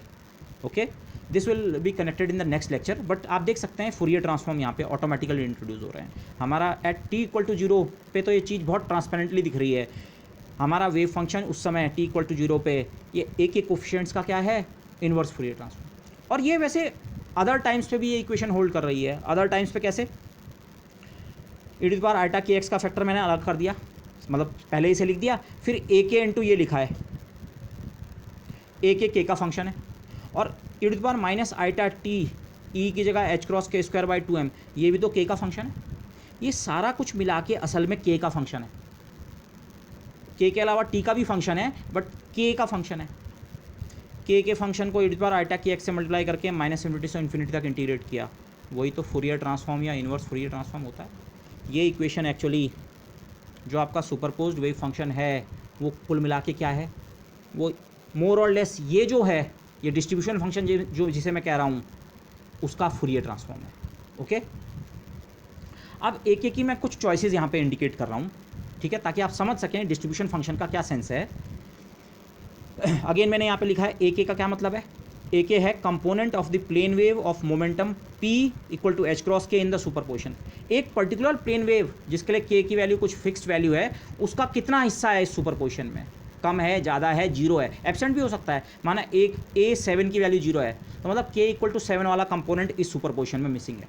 तो एक ए को आप अलग अलग वैल्यू दे सकते हैं, और क्वांटम मैकेनिक्स में तो ये वैल्यूज़ कॉम्प्लेक्स भी हो सकती हैं, ये कोफिशिएंट इन जनरल कॉम्प्लेक्स हो सकते हैं। और जिस प्लेन वेव के लिए के की वैल्यू आपको पता है, तो मतलब उसका मोमेंटम आपको डेफिनेटली पता है कितना, एच क्रॉस के। तो बेसिकली ये सुपरपोजिशन आप कैसे सोच सकते हैं, ये जो वेव फंक्शन है at any position at any given time, ये कैसे कंस्ट्रक्ट हुआ है, सुपरपोजिशन ऑफ प्लेन वेव्स। ये प्लेन वेव है, और प्लेन वेव का मतलब डेफिनेट मोमेंटम की वेव। कितना मोमेंटम, जिसके लिए के की वैल्यू के है, उसका मोमेंटम है एच क्रॉस के। डेफिनेट मोमेंटम की वेव्स को सुपरपोज करके हमने सॉल्यूशन बनाया। जैसे मैंने एक एग्जांपल यहाँ पे लिखा है, ए के की एक चॉइस मैं ये ले सकता हूँ, ए के की वैल्यू के इक्वल टू के नॉट के लिए 1 हो, के नॉट कोई फिक्स्ड वैल्यू है। अगेन आप सोचें 10, के बराबर 10 वाली जो वेव है उसका कंपोनेंट 1 है, और बाकी सारी वेव्स का कंपोनेंट कितना है, 0। आपके पास प्लेन वेव्स तो सारी हैं ये, पर आपने सुपरपोजिशन जो इनका चूज़ किया वो ऐसा चूज़ किया, ये वाला, माना के की वैल्यू के नॉट ये वाली वेव है, ये वाली वेव का कंट्रीब्यूशन तो 1, इसका कोफिशिएंट तो 1, और बाकी सबका कोफिशिएंट कितना, 0। मोस्ट जनरल सॉल्यूशन ये है, लेकिन आप अगर ऐसा चूज़ करें तो फिर से क्या होगा, बेसिकली सुपरपोजिशन नहीं हो रहा है, आपने केवल एक वेव पिक की है। मोस्ट जनरल सॉल्यूशन में a1 times this plus a2 times this plus a3 times this plus a4 a5 है, सबका आप कंपोजिशन ले सकते हैं। पर ये जो मैं एग्जांपल ले रहा हूँ, ये एग्जांपल मैंने कैसा लिया, अच्छा के की एक पर्टिकुलर वैल्यू पिक की, उसके करस्पॉन्डिंग का कोफिशिएंट 1 है और बाकी सारे क्या हैं, 0। तो इसका मतलब ये तो फिर सुपरपोजिशन नहीं हुआ, मोस्ट जनरली सुपरपोजिशन नहीं हुआ, आपने केवल एक प्योर प्लेन वेव पिक कर दी। ओके, या एक दूसरा एग्जांपल लें, चलिए, जहाँ थोड़ा मिक्सिंग है, ये मिक्सिंग नहीं हुई, ये वाला एग्जांपल मिक्सिंग का नहीं हुआ, लेकिन मिक्सिंग का एक एग्जांपल लें। ऐसा हो सकता है के इक्वल टू के नॉट के लिए तो कोफिशिएंट की वैल्यू 1 हो, माना के इक्वल टू 10 के लिए सोचो, के इक्वल टू 10 के लिए तो कोफिशिएंट 1 है, और के इक्वल टू के नॉट में थोड़ा ऊपर या थोड़ा नीचे वाली जो वेव्स हैं उनका कंपोनेंट है माना हाफ, से डेल्टा के की वैल्यू 1 है, तो के नॉट प्लस डेल्टा के हो गया 11 और माइनस डेल्टा के हो गया 9। जिस वेव के लिए के की वैल्यू 10 है उसका तो इस सुपरपोजिशन में हिस्सेदारी 1 के बराबर है, और जिन वेव्स के लिए के की वैल्यू 9 या 11 है उनकी हिस्सेदारी कितनी है, हाफ। तो बेसिकली आपने इस समय सुपरपोजिशन किया है इनफाइनाइट नंबर ऑफ वेव्स का नहीं, केवल 3 वेव्स का, क्योंकि मैंने ए के को ऐसा लिया और बाकी सारी के की वैल्यू के लिए मैंने ले रखा है 0। तो अब की बार हमने क्या किया, अगर आप इस फिगर के लिहाज से सोचें, माना ये 10 वाली वैल्यू है, 10 वाली वैल्यू का हिस्सा लिया 1, हिस्सा 1 लेने का मतलब क्या है, उसको 1 से मल्टीप्लाई किया, मतलब इसका जो एम्पलीट्यूड है ज़्यादा लिया है हमने, इस वेव का एम्पलीट्यूड हमने ज़्यादा लिया है। जबकि 10 से थोड़ा ऊपर के वैल्यू और थोड़ा नीचे 11 और 9 वाली जो वेव्स हैं उनको भी थोड़ा थोड़ा लिया। थोड़ा थोड़ा क्यों, उनका जो मैंने कोफिशिएंट लिया है हाफ लिया है, उनका एम्पलीट्यूड कम लिया है, उन वेव्स का एम्पलीट्यूड मैंने इनके मुकाबले क्या लिया है, कम। ऐसी 3 वेव्स को सुपरपोज किया है। वैसे तो इनके बीच भी इनफाइनाइट नंबर ऑफ वेव्स होंगी, लेकिन उन वेव्स को मैंने इस एग्जांपल में कंसिडर नहीं किया है। लेकिन ये जस्ट टू शो एग्जांपल, मैं सिंगल वेव को सुपरपोज कर सकता हूँ, केवल 3 वेव्स को सुपरपोज कर सकता हूँ, और वेव्स का एम्पलीट्यूड में मैं अपने हिसाब से डिसाइड कर सकता हूँ। ये 1 और हाफ के बजाय मैं इसको कुछ और भी ले सकता था, इसको 2 और इसको 27 भी ले सकता था, व्हाटएवर। तो अलग अलग कंपोजिशन आप वेव्स के बना सकते हैं। ओके, अब इस चीज़ को ज़रा ग्राफिकली यहाँ देखने की कोशिश करते हैं। जो मेरा पहला वाला एग्जाम्पल था कि ए के जो है, के की किसी वैल्यू के नॉट के लिए 1 है और बाकी सब के लिए 0। ये जो मैंने ये फिगर पीछे बनाया था ना, के स्पेस में अलग अलग के वैल्यू की जो वेव्स हैं, उसके सामने इस फिगर को देखिए। इसको आप एक ग्राफ की तरह सोचिए, लेकिन इस ग्राफ का एक्स एक्सिस यहाँ है और वाई एक्सिस मैंने यहाँ प्लॉट कर रखा है। ओके, आप इसे सोचिए, नॉर्मली हम ग्राफ ऐसे प्लॉट करते हैं ना, ऐसे, लेकिन मैं इसे ऐसे में ही दिखाऊंगा आपको। बेसिकली ये जो डिस्ट्रीब्यूशन है ए के जो है, इसको मैंने यहाँ डिनोट कर रखा है। के की वैल्यू के नॉट, माना ये के नॉट वाली वेव है, के नॉट वाली वेव का कंपोनेंट कितना लिया, 1। इस ग्राफ की हाइट मैंने इस पॉइंट पे 1 ली है, और बाकी सब जगह इस ग्राफ की हाइट 0 है। बेसिकली जो फंक्शन मैंने प्लॉट किया है ए के, वो यहाँ भी 0 है, 0 0 0 0 0, इस पॉइंट पे आके 1 होता है, और बाकी सब जगह 0 0 0 0 0 0 0। ये जो मैंने पहला वाला डिस्ट्रीब्यूशन फंक्शन लिया था, ये वाला, जब मैंने कहा था असल में सुपरपोजिशन नहीं हो रहा है, अगेन हम केवल एक प्लेन वेव की बात कर रहे हैं, वो आप इस फिगर से भी समझ सकते हैं। अच्छा, सुपरपोजिशन में तो मैं सबको ऐड कर रहा था, लेकिन इसका कोफिशिएंट भी मैंने 0 रखा, और इसका भी 0 रखा, और इसका भी 0, और बीच में जितनी वेव्स हैं इनका कोफिशिएंट 0। केवल इस वाले का कोफिशिएंट कितना रखा, 1। तो सुपरपोजिशन को आप ग्राफिकली ऐसे भी सोच सकते हैं। अच्छा, इस डिस्ट्रीब्यूशन फंक्शन की मदद से, ये भी एक डिस्ट्रीब्यूशन फंक्शन है, इसकी वैल्यू यहाँ 0, यहाँ 0, यहाँ 0, 0 0 0, इस पॉइंट पे 1 और बाकी सब जगह 0। इस डिस्ट्रीब्यूशन फंक्शन की मदद से मैंने अलग अलग प्लेन वेव्स का क्या किया, सुपरपोजिशन। दूसरा वाला एग्जांपल देखें। दूसरे वाले एग्जांपल में के की किसी पर्टिकुलर वैल्यू के लिए कोफिशिएंट 1 था, और उससे थोड़ा ऊपर और नीचे प्लस माइनस डेल्टा के पे जो के वैल्यूज़ थी, उनके लिए कोफिशिएंट कितना था, हाफ, और बाकी सब के लिए 0। वो इस फिगर में शायद ऐसा दिखेगा। अब की बार ये वाला नहीं, आप इस वाले कर्व को देखिए, ये ब्लू लाइन से जो खींच रखा है, ये के की कोई पर्टिकुलर वैल्यू के नॉट, ये के नॉट और ये के नॉट बराबर होना जरूरी नहीं है। अब की बार का के नॉट कुछ और है, के नॉट कहाँ, कोई पर्टिकुलर के की वैल्यू जब के नॉट है, उस वाली वेव का एम्पलीट्यूड 1 के बराबर ले रखा है, उसकी हिस्सेदारी 1 के बराबर ले रखी है। और उससे थोड़ा ऊपर वाली वेव के नॉट प्लस डेल्टा के वाली और के नॉट माइनस डेल्टा के वाली, उनकी हिस्सेदारी केवल हाफ के बराबर है। इसकी भी हाफ और इसकी भी हाफ, इसकी हिस्सेदारी ज़्यादा है 1, और इसकी हाफ और हाफ। तो जो मेरा सेकंड वाला डिस्ट्रीब्यूशन था, ग्राफिकली मैं उसे ऐसे दिखा सकता हूँ। पहला वाला ऐसा, किसी एक पॉइंट पे बस 1 है, बाकी सब जगह 0। ये वाला एक पॉइंट पे 1 है, फिर ये वाले कंपोनेंट्स इसमें 0 हैं। आपको इसको ऐसे सोचना है, वैल्यू तो ये वाली भी ले सकता था मैं, पर ये वैल्यू मैंने 0 ली है, ये सब जगह 0 लिया है। केवल 3 वैल्यू लिए हैं, इस पॉइंट पे प्लस हाफ, फिर यहाँ से यहाँ 0, फिर 1, फिर यहाँ से यहाँ 0, फिर हाफ, और आगे सब जगह 0। तो ये भी एक डिस्ट्रीब्यूशन फंक्शन है, ये भी एक डिस्ट्रीब्यूशन फंक्शन है, ये भी एक डिस्ट्रीब्यूशन फंक्शन है। और मोस्ट जनरल डिस्ट्रीब्यूशन फंक्शन आपका ऐसा हो सकता है। ऐसा मतलब आप कोई भी फंक्शन सोच लीजिए, ये वाली वेव भी है सुपरपोजिशन में, इसकी हिस्सेदारी इतनी है, और उससे अगली वेवलेंथ वाली भी है, वेवलेंथ या फ्रीक्वेंसी वाली, उसकी हिस्सेदारी इतनी है, और अगले वाले की हिस्सेदारी इतनी है, और अगले की इतनी हिस्सेदारी इतनी है, और इसकी हिस्सेदारी बहुत कम है। हो सकता है ये 0 हो, ये कर्व बिल्कुल 0 तक आ रहा हो, ऐसा भी हो सकता है, अरे इसकी हिस्सेदारी नहीं है और इसकी हिस्सेदारी। तो मोस्ट जनरली आप ए के फंक्शन कुछ भी ले सकते हैं। मैं वही चीज़ एम्फेसाइज करना चाह रहा हूँ, ये ए के फंक्शन आप अपनी मर्जी से ले सकते हैं, आप अपनी चॉइस का ये लीजिए, स्टिल इनका सुपरपोजिशन एक सॉल्यूशन बनेगा ही बनेगा। तो एक सबसे ट्रिवियल एग्जांपल ये था। अच्छा, आपने केवल एक ही कंपोनेंट पिक किया, बाकी 0 0 0, एक कंपोनेंट पिक किया, बाकी 0 0 0।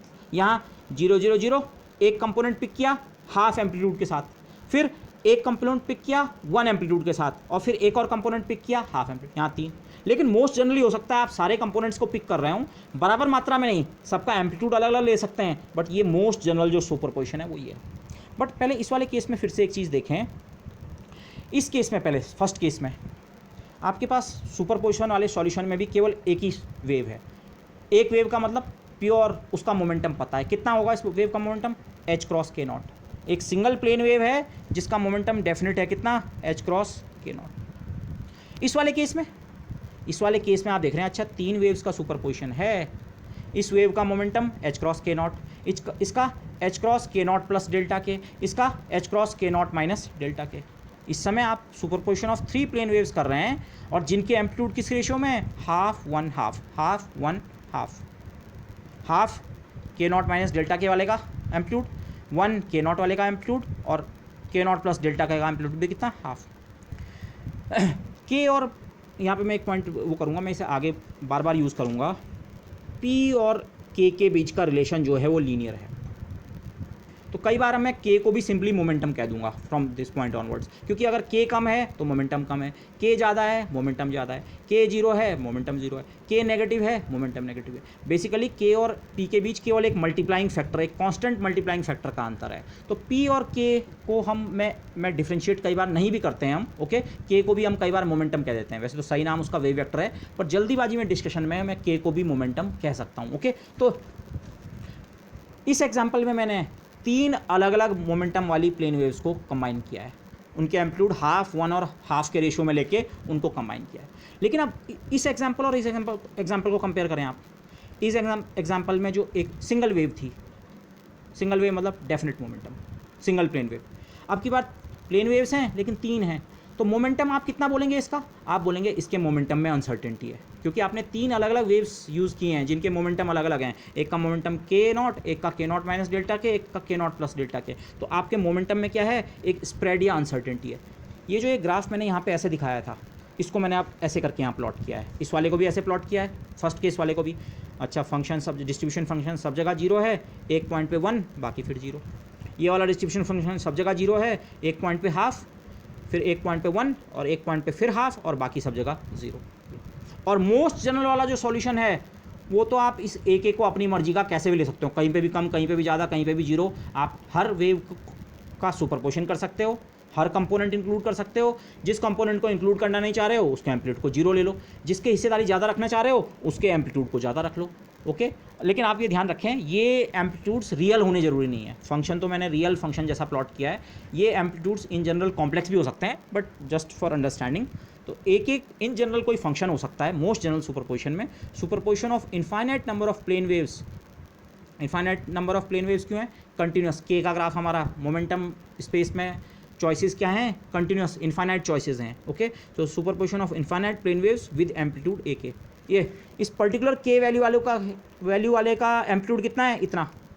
इस वाले का एम्पलीट्यूड कितना है? इतना। इस वाले का एम्पलीट्यूड कितना है? इतना। तो ए एज अ फंक्शन ऑफ के।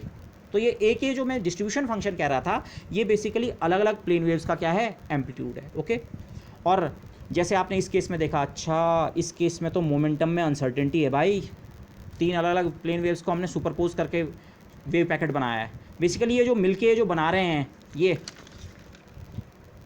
अब प्लेन वेव नहीं है, ये बनेगा हमारा वेव पैकेट। आप मॉडर्न फिजिक्स सीरीज़ का वो लेक्चर याद कीजिए जो मैंने आपको देखने को कहा था, उसमें मैंने कुछ एनिमेशंस दिए थे वेव्स और उनसे वेव पैकेट कैसे बनता है। तो बेसिकली आप इंडिविजुअल प्लेन वेव से मिलके वेव पैकेट बना रहे हैं। तो वेव पैकेट में अनसर्टेनिटी होती है, तो अनसर्टेनिटी, मोमेंटम की अनसर्टेनिटी क्यों आ रही है? इस वाले वेव पैकेट में अनसर्टेनिटी नहीं होगी, क्योंकि ये तो सिंगल मोमेंटम की वेव से बना है। लेकिन इस वाले में थोड़ा अनसर्टेनिटी है। और मोस्ट जनरल केस में तो आप सोच सकते हैं, अच्छा कई के कंपोनेंट्स को मिला के हमने वेव बनाई है, कई मोमेंटम कंपोनेंट्स को मिला के हमारा वेव पैकेट बना है, तो उसके मोमेंटम में अनसर्टेनिटी कुछ होगी। वो अनसर्टेनिटी हम कैसे डिफाइन करते हैं? क्वांटम मैकेनिक्स में हमने उसका प्रोसीजर डिफाइन कर रखा है, ओके। हम एक ऑपरेटर डिफाइन करते हैं डेल्टा एक्स, और उसके स्क्वायर की एक्सपेक्टेशन जो होती है वहाँ से डिफाइन करते हैं, but this is okay.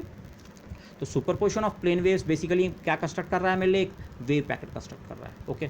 Single wave technically ये भी एक सुपरपोजिशन है, ये भी सुपरपोजिशन है। और मोस्ट जनरल सुपरपोजिशन तो आपके किसी इस प्रकार के डिस्ट्रीब्यूशन फंक्शन से आएगा। अब मैं एक बहुत पर्टिकुलर टाइप का डिस्ट्रीब्यूशन फंक्शन ले रहा हूँ। Let's choose a Gaussian distribution. मैं ए के की जो फॉर्म चूज़ कर रहा हूँ वो ये है। ए के यहाँ आता है, ए के ये है मेरे एक सॉल्यूशन में। ए के बताता है हर प्लेन वेव वाला जो कंपोनेंट है उसका कंपोनेंट कितना है, उसकी हिस्सेदारी कितनी है, वेव पैकेट में उसका कंट्रीब्यूशन कितना है। तो अब की बार मैं ए के को ऐसा ले रहा हूँ।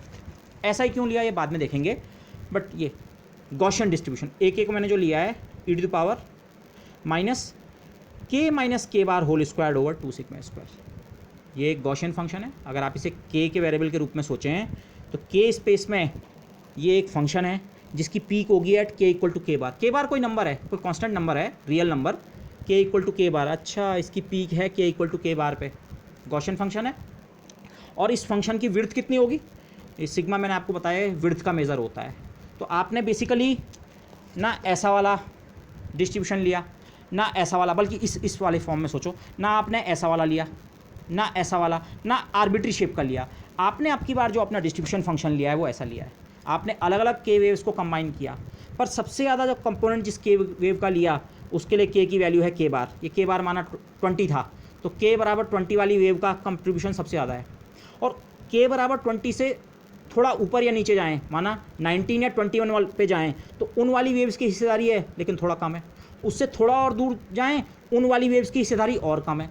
उन हर वेव का जो एम्पलीट्यूड है वो इस एक्सप्रेशन से गवर्न हो रहा है। तो मैंने जो डिस्ट्रीब्यूशन फंक्शन है उसके लिए ये पर्टिकुलर फॉर्म चूज़ की है, गॉसियन।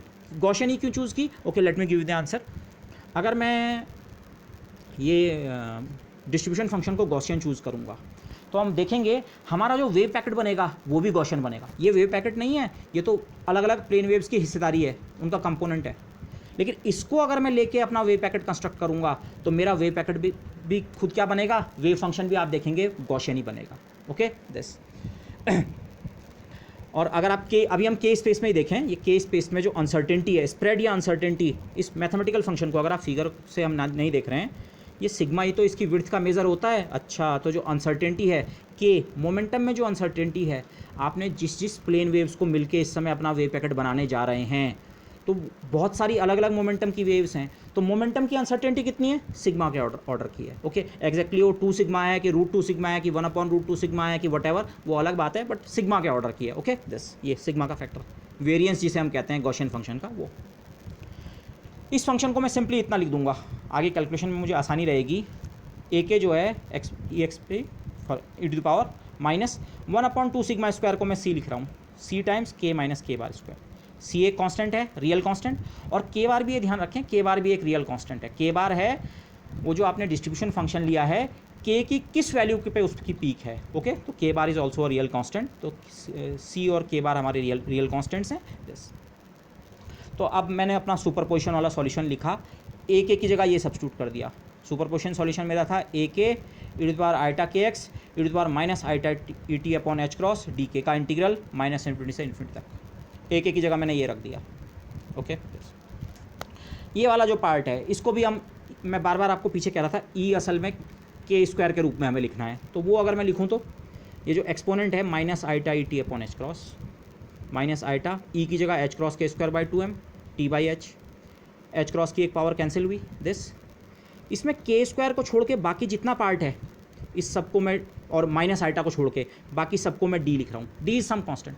देखो मेरा कांस्टेंट से यहाँ पे सेंस क्या है, हम यहाँ पे जो इंटीग्रेशन ही परफॉर्म करने वाले हैं, इंटीग्रेशन है के ऊपर। वेरिएबल तो वैसे एक्स भी है और टी भी हैं।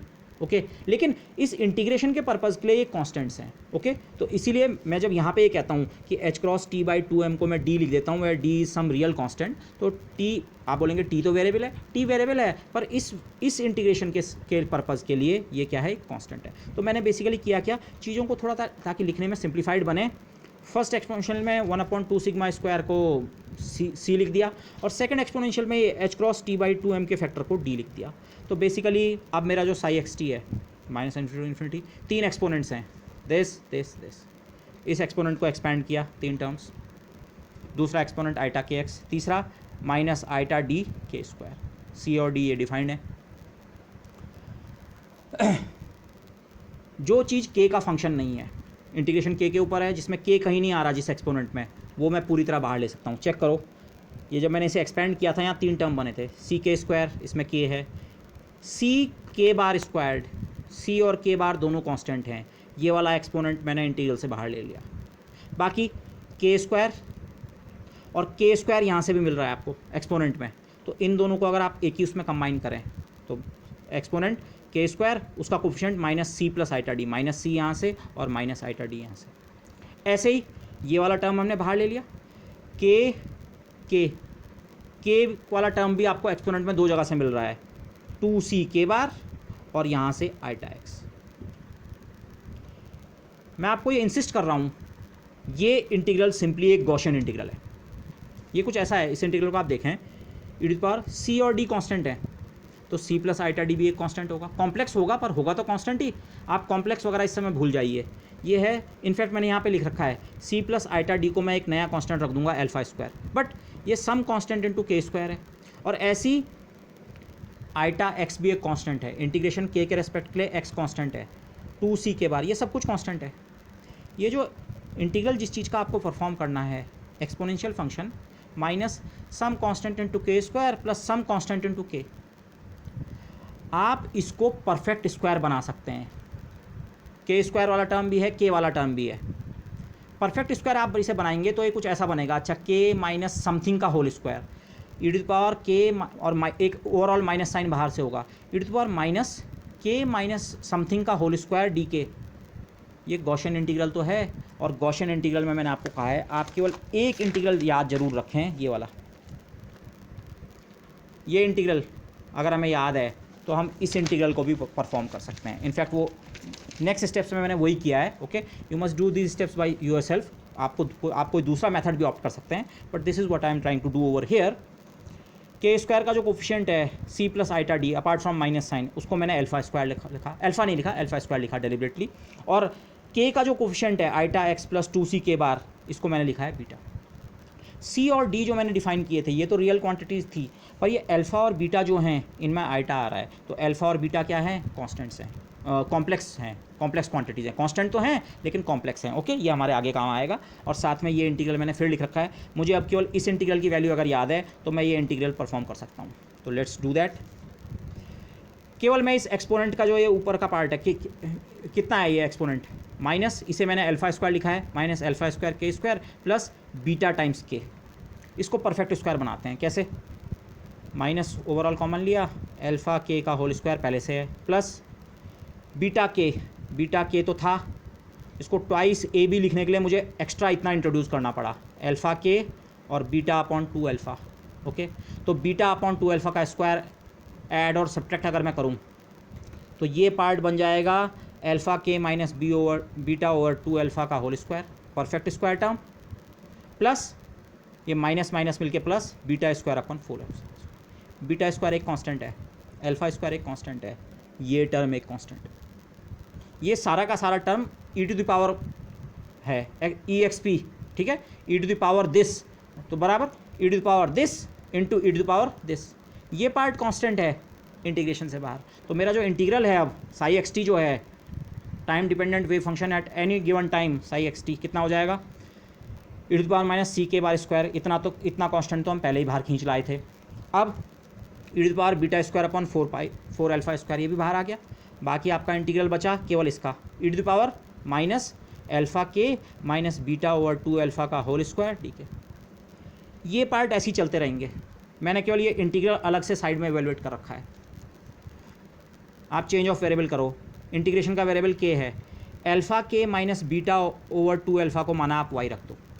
यहाँ पे आप इस चीज़ की चिंता ना करें कि अल्फ़ा और बीटा एक्चुअली कॉम्प्लेक्स हैं, आप सिंपली नॉर्मल वेरिएबल्स की तरह ट्रीट करते हुए सब्स्टिट्यूशन करके ये कर दें, माना इसको आप वाई रख दें, तो ये एक्सपोनेंट कितना बन जाएगा, e to the power minus y square, इस पूरे को मैंने वाई रख दिया, e to the power minus y square. Okay, Gaussian का इंटीग्रल, लेकिन इंटीग्रेंड इस पर क्या फ़र्क पड़ रहा है, जरा इस पर भी देख लें। ओके, डी के पे क्या फ़र्क पड़ रहा है, बीटा और अल्फ़ा कांस्टेंट हैं, तो जब आप इसका डिफरेंशियल लेंगे alpha times d k is equal to d y, तो डी के की जगह आ जाएगा डी वाई बाई अल्फ़ा, तो कुछ नहीं, e to the power minus y square d y by alpha का integral minus infinity to infinity. Integration के limits minus infinity और इन्फिनिटी हैं, इसलिए ये शिफ्ट करने से इंटीग्रेशन की लिमिट्स पे कोई फ़र्क नहीं पड़ेगा। ओके, दिस, तो ये और ये इंटीग्रल मैंने आपको बता रखा है, integral into e to the power minus y square d y का माइनस इन्फिनिटी से इन्फिनिटी का इंटीग्रल कितना होता है, रूट पाई, तो root pi over alpha. Simply ये जो इंटीग्रल आपको लास्ट में इवेलुएट करना है, रूट पाई ओवर अल्फ़ा। लेकिन ये कॉन्स्टेंट्स बहुत इंपॉर्टेंट हैं,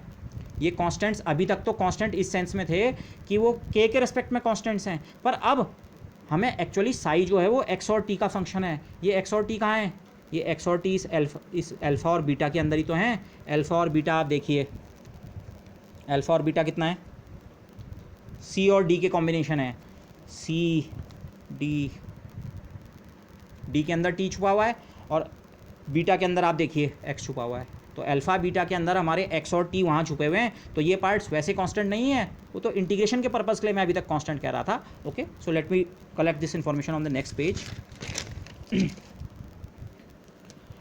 यहाँ पे जो हमने इंटीग्रल किया root pi by alpha, integration से जो दो कांस्टेंट टर्म्स बाहर आए थे, minus c k bar square e to the power beta square over 4 alpha square, जहाँ पे अल्फ़ा स्क्वायर है c plus iota d, beta है iota x plus 2c k bar, c खुद 1/2 सिग्मा स्क्वायर, और d था h cross 2/2m। Okay, ये पीछे से जो हम चीज़ें करके लाए थे दिस। बीटा को मैं आगे ऐसे भी यूज़ कर सकता हूँ, आइटा अगर मैं डेलिबरेटली इसमें कॉमन लूँ तो x और ये माइनस हो जाएगा और एक आइटा आ जाएगा माइनस आइटा 2c के बार। ओके, ये मैंने इसलिए किया है क्योंकि मुझे आगे बीटा स्क्वायर की जरूरत पड़ने वाली है, तो स्क्वायरिंग करने में आइटा का स्क्वायर मुझे -1 दे देगा। ओके, तो अगर मैं एक्चुअली ये वैल्यू रख दूँ, बल्कि इनफैक्ट मैंने अल्फा स्क्वायर और बीटा की ये सारी वैल्यू यहाँ पे अगर रख दूँ, तो मेरा ये जो complete time dependent wave function है वो ये रहा, रूट पाई अल्फा, इसका स्क्वायर रूट हो जाएगा c प्लस आइटा डी का, c और d की वैल्यू ये रही, तो c प्लस आइटा डी का square root plus e to the power minus k bar squared over c था 1/2 सिग्मा स्क्वायर। ये के बार और सिग्मा कहाँ से आए थे, ध्यान करें, जो हमने डिस्ट्रीब्यूशन फंक्शन गॉसियन चूज़ किया था उसकी पीक के बार पे थी और उसकी विड्थ कितनी थी, सिग्मा। तो ये फैक्टर यहाँ नज़र आ रहे हैं आपको वेव फंक्शन में। उसके अलावा ये लास्ट वाला पार्ट हमारे लिए सबसे इंपॉर्टेंट होगा, this e to the power beta का स्क्वायर करें तो इसका स्क्वायर करो, आइटा का स्क्वायर -1 माइनस दिस क्वांटिटी का square over 4 alpha square. Alpha square इतना है c प्लस आइटा डी, तो c plus iota d times 4। ये मेरा complete time dependent wave function जो है, गॉसियन डिस्ट्रीब्यूशन लेके जो प्लेन वेव्स ली उनको ऐड किया, लेकिन उनका डिस्ट्रीब्यूशन कैसा लिया, वो अलग अलग प्लेन वेव्स किस तरह से ऐड की, एक गॉसियन डिस्ट्रीब्यूशन के हिसाब से ऐड की। तो उसके हिसाब से अगर मैं ऐड करूं तो जो मेरा वेव पैकेट बन रहा है, टाइम डिपेंडेंट वेव फंक्शन जो बन रहा है किसी टाइम पे, वो ये क्या चीज़ है, ये एक्चुअली गॉसियन फंक्शन ही है। कैसे, ये सारा पार्ट कांस्टेंट है, ठीक है। अब की बार आप x के फंक्शन के रूप में इसे देखें, okay, e to the power x minus x bar whole square, इस पूरे को अगर आप x बार समझें और ये नीचे 2 या समथिंग सिग्मा स्क्वायर, यही तो हमारा गॉसियन फंक्शन होता है, e to the power minus x bar whole square over 2 sigma square.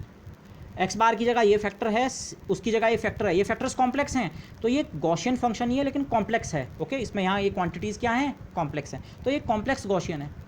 इस गॉसियन की हाइट कितनी होगी, मैंने आपको ये बताया था, मोस्ट जनरल गॉसियन मैंने ऐसे लिखा था, a e to the power minus x bar का square over 2 sigma square. a आपको गॉसियन की हाइट बताता है, एक्स बार उसकी पीक की लोकेशन बताता है, और सिग्मा क्या बताता है, उसकी विड्थ। तो इस गॉसियन की हाइट, पीक और विड्थ क्या है। अब ये कॉम्प्लेक्स स्पेस में है तो इसलिए इतना आसान नहीं है इसके लिए बोलना, बट स्टिल ये फैक्टर जो है इस एक्सपोनेंट के अलावा ये बाकी जो सारा फैक्टर है ये बेसिकली इसकी हाइट को कंट्रोल करेगा। ये पीक इस लोकेशन पे, x माइनस इस लोकेशन पे, ये इसकी पीक की लोकेशन है। और ये जो फैक्टर है x माइनस एक्स बार के होल स्क्वायर के डिनोमिनेटर में जो फैक्टर होता है वो बेसिकली उसका स्क्वायर रूट जो है वो विड्थ को इंडिकेट करता है, तो विड्थ यहाँ छुपी हुई है। बट इस टर्म्स में बात करना बहुत अच्छा नहीं है क्योंकि सारी क्वांटिटीज़ क्या हैं, कॉम्प्लेक्स। बट इसको हम बेटर वो कर सकते हैं। पहले तो हम t इक्वल टू 0 पे कहानी देखते हैं। अगर मैं t की जगह 0 रखूँ इस एक्सप्रेशन में, ओके, t इक्वल टू 0 रखने का असर आप सीधे यहाँ भी देख सकते हैं। t इक्वल टू 0 मतलब d बराबर कितना है, 0, और d अगर 0 है तो अल्फा स्क्वायर केवल कितना होगा, c। चाहे सीधे यहाँ सब्स्टिट्यूट कर दो या यहाँ कर दो, अगर आप t की जगह 0 रखें तो t इक्वल टू 0 पे स्टार्टिंग टाइम पे जो मेरा वो वेव पैकेट है वो कैसा है, रूट पाई, t की जगह 0 तो root 1/2 sigma square, exponent minus k bar over 2 sigma square, इस टर्म पे कोई फ़र्क नहीं। यहाँ से exponent minus x minus iota 2c k bar square, और यहाँ भी ये t वाला फैक्टर ख़त्म, 2 से 2 कैंसिल, 2 टाइम्स 1/, सिग्मा स्क्वायर। इस फॉर्म में फिर भी इंटरप्रेट करने के लिए कुछ बेटर चीज़ें हमारे पास हैं। ये पूरा का पूरा जो पार्ट है ये इस समय रियल है, आप इसे एक गॉसियन फंक्शन ट्रीट कर सकते हैं। अभी भी ये कॉम्प्लेक्स गॉसियन फंक्शन ही है क्योंकि x माइनस ये क्वांटिटी अभी भी क्या है, इमेजनरी है, लेकिन स्टिल हाइट वाला पार्ट रियल है। ओके, इसकी हाइट, इस गॉसियन फंक्शन की आप हाइट यहाँ से रीड कर सकते हैं। एट t इक्वल टू 0 ये हाइट है। पीक कहाँ पे, पीक इस लोकेशन पे है, 2 आइटा c के बार पे, 2 आइटा c के बार पे। विड्थ कितनी है, विड्थ आप इस केस में इसकी रीड कर सकते हैं सीधे सीधे। t इक्वल टू 0 पे जो हमारा गॉसियन वेव पैकेट बन रहा है उसकी जो पीक है, नॉर्मली ये फैक्टर 2 सिग्मा स्क्वायर होता है, तो विड्थ जो होती है सिग्मा होती है। यहाँ पे डिनोमिनेटर का फैक्टर ही 2 1/, सिग्मा स्क्वायर है। तो ये जो वेव पैकेट हमने बनाया, वेव पैकेट कैसे बनाया, इस चॉइस को लेकर, इसीलिए मैंने ये पर्टिकुलर चॉइस ली थी। अगर मैं एक एक को गॉसियन लेता हूँ तो वेव पैकेट भी गॉसियन बनता है, चाहे ये वाला देख लो चाहे ये वाला देख लो, टी इक्वल टू 0 पे वेव पैकेट भी गॉसियन बनता है। पर उस वेव पैकेट की विड्थ कितनी है, 1/σ, of the order of 1/σ। Distribution function की विड्थ सिग्मा थी, डेल्टा के की जो अनसर्टेनिटी थी, डिस्ट्रीब्यूशन फंक्शन की अनसर्टेनिटी डेल्टा के है, सिग्मा थी। तो वेव पैकेट की जो विड्थ है, वेव पैकेट की विड्थ का मतलब wave packet Sai x particle की पोजीशन की इंफॉर्मेशन है, उसमें उसकी विड्थ कितनी है, उसकी अनसर्टेनिटी कितनी है, सिग्मा के ऑर्डर पे। ये डेल्टा एक्स है बेसिकली, ये सिग्मा जो है ये डेल्टा एक्स का मेजर है। ये किस ऑर्डर का है, 1/σ, नॉट सिग्मा, 1/σ। मोमेंटम की अनसर्टेनिटी, के की अनसर्टेनिटी सिग्मा के ऑर्डर की, और डेल्टा एक्स की अनसर्टेनिटी 1/σ। इन दोनों को मल्टीप्लाई करो 1।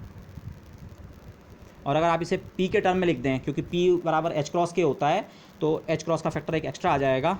Delta x into delta P किस ऑर्डर का बन रहा है, एच क्रॉस।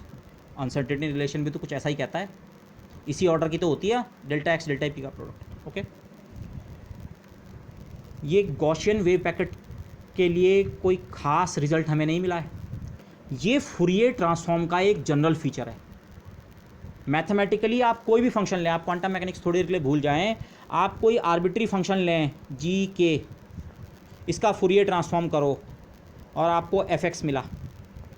जी के कोई डिस्ट्रीब्यूशन होगा, कोई फंक्शन होगा, उसकी कुछ विड्थ होगी, कोई जरूरी नहीं है फंक्शन गॉसियन हो, लेकिन इसके लिए भी आप एक विड्थ डिफाइन कर सकते हैं। अगर आप क्वालिटेटिवली सोचें, माना जी के का ग्राफ ऐसा है, चलो ये सोचो ऐसा, इसमें कितनी अनसर्टेनिटी है, आप बोलेंगे यार यहाँ से यहाँ तक इसकी वैल्यूज़ हाँ अच्छी भली वैल्यूज़ हैं, शायद इतनी ऑर्डर की अनसर्टेनिटी। मैथमेटिकली उसे हमें प्रिसाइजली डिफाइन करना पड़ेगा, बट फिर भी आप सोच सकते हैं क्वालिटेटिवली, हाँ अगर जी के ऐसा है तो इसकी अनसर्टेनिटी इतनी है। लेकिन आप एक रिलेशन पाएंगे, अगर आपके इस फंक्शन की अनसर्टेनिटी ज़्यादा है तो इस फंक्शन की अनसर्टेनिटी आपको कम मिलेगी, इसकी विड्थ कम मिलेगी, और इसकी विड्थ कम है तो इसकी विड्थ ज़्यादा। अनसर्टेनिटी प्रिंसिपल भी तो यही चीज़ कहता है, एक्स की अनसर्टेनिटी कम करो तो पी की बढ़ती है, और पी की अनसर्टेनिटी कम कर दो एक्स की बढ़ती है। अनसर्टेनिटी के बजाय यही एक्सप्रेशन विड्थ के टर्म्स में, वेरिएंस के टर्म में, फूरियर एनालिसिस में, फूरियर ट्रांसफॉर्म में ऑटोमेटिकली कंटेंड होता है। फूरियर ट्रांसफॉर्म, कई बार लोग ऐसे कहते हैं, Fourier transform knows automatically about the uncertainty principle. Okay, yes. लेकिन इस पर्टिकुलर केस में आप ये चीज़ देख सकते हैं, जो मैंने डिस्ट्रीब्यूशन ए के लिया था उसकी विड्थ, उसकी अनसर्टेनिटी सिग्मा ऑर्डर की थी, और जो वेव पैकेट है टी इक्वल टू 0 बना, ये टी इक्वल टू 0 की कहानी है। टी इक्वल टू 0 पे जो वेव पैकेट है उसकी अनसर्टेनिटी जो है, उसकी विड्थ जो है वो 1/σ ऑर्डर की है। Okay, yes. अच्छा, अब क्योंकि इस वाले केस में भी बहुत प्रॉपर कनेक्शन मैं नहीं कर पा रहा हूँ। क्यों नहीं कर पा रहा हूँ, ये पार्ट इमेजिनरी है, तो ये बोलना ठीक नहीं है कि हमारा जो वेव फंक्शन है उसकी पीक इस पॉइंट पे है। मैथमेटिकली तो वो ठीक है, लेकिन फिजिकल स्पेस में उसका कोई हम सेंस नहीं बना सकते हैं। तो फिजिकल सेंस किस चीज़ का होता है, वेव फंक्शन का अपने आप। अब मैं इस वाले वेव फंक्शन पे आ जाऊँगा फिर से, जनरल किसी टाइम टी पे। वेव फंक्शन की अपने आप कोई फिजिकल इंपॉर्टेंस नहीं होती है, पर मॉड साई स्क्वायर की तो होती है। मॉड साई स्क्वायर की बात करेंगे। To connect with physically observable quantities, let's evaluate mod psi square. जो टाइम डिपेंडेंट का वेव फंक्शन, वेव पैकेट हमने बनाया, जो कि गॉसियन नेचर का वैसे हमें नज़र आ रहा है, पर इसका मॉड साई स्क्वायर निकालते हैं। ओके, और इसका या इसका ये एक ही चीज़ है, यहाँ मैंने अल्फा और बीटा की वैल्यू सब्स्टिट्यूट कर दी थी। इसका अगर मैं मॉड स्क्वायर निकालूँ, जो कि हमारा पोजीशन प्रोबेबिलिटी डेंसिटी होता है, तो वो कितना होगा। अब मुझे ये दोनों पेज एक साथ दिखाने की कोशिश करनी पड़ेगी, लेट मी ट्राई। इसका अगर आप स्क्वायर करें, mod square, Sai star Sai करना है, सिंपल स्क्वायर नहीं करना है। रूट पाई का square pi, can you see दो बहुत, हाँ ये पाई हो गया। ओके, ये स्क्वायर रूट के अंदर एक कॉम्प्लेक्स क्वांटिटी है ए प्लस आइटा बी, तो ए प्लस आइटा बी को जब स्टार लेंगे कॉम्प्लेक्स कॉन्जुगेट, तो ए माइनस आइटा बी, जब मल्टीप्लाई करेंगे तो root a square plus b square, square root के अंदर इसका स्क्वायर प्लस इसका स्क्वायर, वो मैंने पहले ही लिख दिया है। मैं चाहे तो इस फॉर्म में भी लिख सकता था, alpha square c plus iota d है। ओके, तो अल्फा हो गया root c plus iota d, alpha star हो जाता root c minus iota d, तो मल्टीप्लाई करके स्क्वायर रूट के अंदर c square plus d square, वो ये राइट टर्म। ये अगला टर्म पूरी तरह रियल है, तो कॉम्प्लेक्स कॉन्जुगेट वाले पार्ट में भी ये इतना ही आएगा। तो जब आप मल्टीप्लाई करेंगे दोनों ऐड हो जाएंगे, एक्सपोनेंट्स ऐड होंगे, तो इसका दुगना हो जाएगा, तो सिंपली ये 2 का फैक्टर डिनोमिनेटर से हट जाएगा, ये फैक्टर इतना हो गया।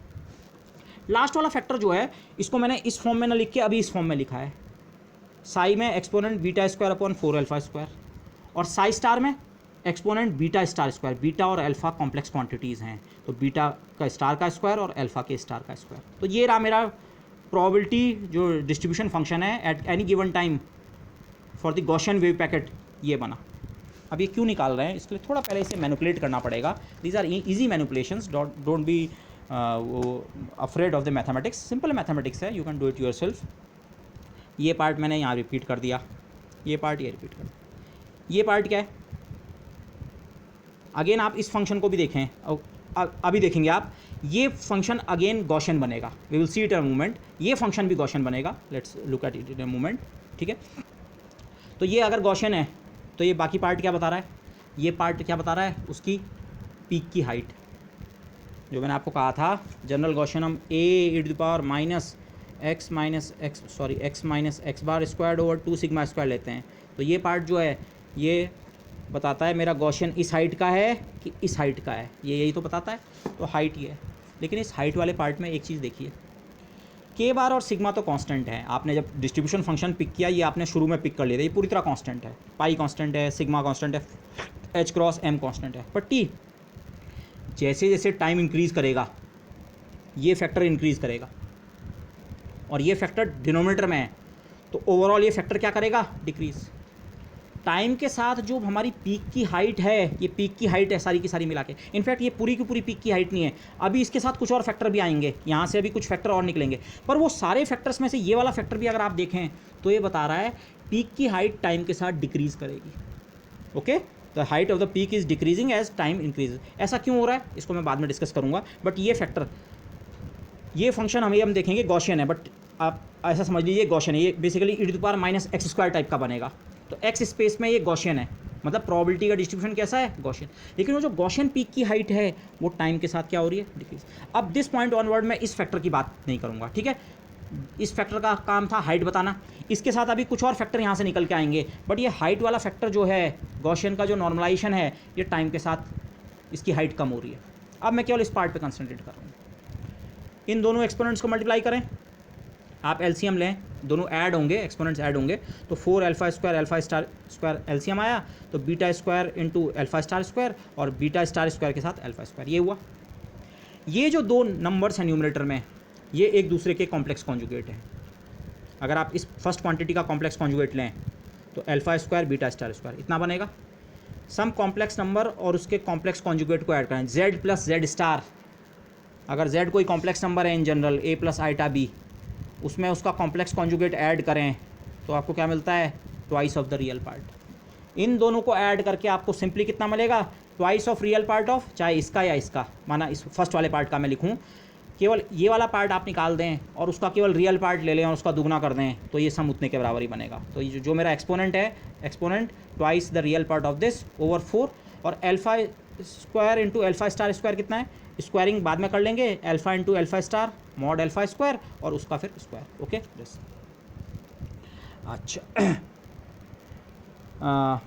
ये कितना हो गया, इसको इवेल्युएट करना आसान है, 2 से 4 का एक factor cancel, alpha star square कितना होगा, अल्फा स्क्वायर है हमारा c प्लस आइटा डी, तो अल्फा स्टार स्क्वायर कितना होगा, c minus iota d, alpha star ये हो गया। और बीटा की वैल्यू भी मेरे पास है, तो बीटा का मैं स्क्वायर भी कर सकता हूँ, तो वो वैल्यू मैंने यहाँ की है, ये अल्फा स्टार स्क्वायर की वैल्यू ये और बीटा के स्क्वायर की वैल्यू ये, और अपॉन 4 मॉड अल्फा स्क्वायर की वैल्यू रखूँ तो सिंपली वो 2 से 4 का factor cancel, 2 c square plus T square, ये आ गया। मुझे ये पूरी मल्टीप्लिकेशन करने की ज़रूरत नहीं है, वैसे मल्टीप्लाई करूँ तो मुझे 6 टर्म मिलेंगे, इस पहले टर्म के साथ 3 टर्म, दूसरे के साथ 3 टर्म, लेकिन मुझे यहाँ से केवल इसका रियल पार्ट उठाना है। तो रियल पार्ट कैसे मिलेगा, सी डी सब रियल हैं, सी जब इस पार्ट से मल्टीप्लाई होगा, real into real real, real into real real, real into complex complex, इसको मुझे नहीं लेना है, कॉम्प्लेक्स इंटू कॉम्प्लेक्स रियल, बाकी कॉम्प्लेक्स इंटू रियल रियल छोड़ देने हैं। तो अगर मैं केवल रियल पार्ट्स पिक करूँ तो सी इंटू दिस और आइटा इंटू आइटा वाला पार्ट ये, तो केवल रियल पार्ट मैंने कलेक्ट किया वेरी इजीली अपॉन दिस।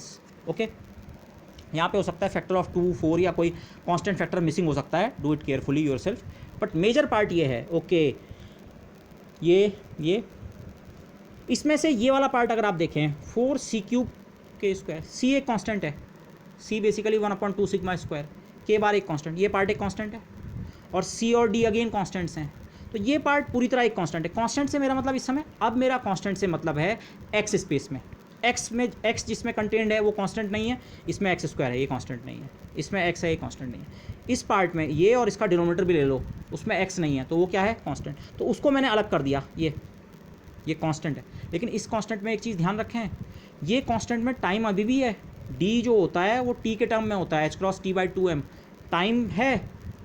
होगा क्या, जो मैं आपको यहाँ कह रहा था ना, ये जो हाइट वाला पार्ट है इसके साथ मैं अभी कुछ और पार्ट लाऊंगा। कुछ और पार्ट से मेरा मतलब क्या था, अब इस एक्सपोनेंट को मैं फिर से दो एक्सपोनेंट्स में ब्रेक करूंगा, this exponent into this exponent. इस वाले पार्ट में x है, इसका डिस्कशन हम आगे चलाएंगे, लेकिन ये वाला पार्ट जो है ये बेसिकली इसके साथ मल्टीप्लाई होगा। ओके, तो ये पार्ट भी क्या कर रहा है, हाइट को कंट्रोल कर रहा है, लेकिन ये पार्ट की भी हाइट का जो कंट्रोल में इसका रोल होगा, ये हाइट को टाइम के साथ डिक्रीज ही करेगा। ओके, यू कैन चेक, मैं उस पर नहीं जा रहा हूँ, ये टाइम डिपेंडेंट पार्ट हाइट को टाइम के साथ डिक्रीज करेगा। तो ओवरऑल जो हमारा, अगर आप उसे एम्पलीट्यूड कहें, प्रोबेबिलिटी का जो डिस्ट्रीब्यूशन है उसका जो एम्पलीट्यूड है वो टाइम के साथ क्या हो रहा है, डिक्रीज हो रहा है। ओके, अब केवल इस पार्ट को मैंने डिटेल में लिख दिया, सी डी सबकी वैल्यू को रिटर्न करने की कोशिश करते हैं। उससे पहले अगेन इसे परफेक्ट स्क्वायर बनाते हैं।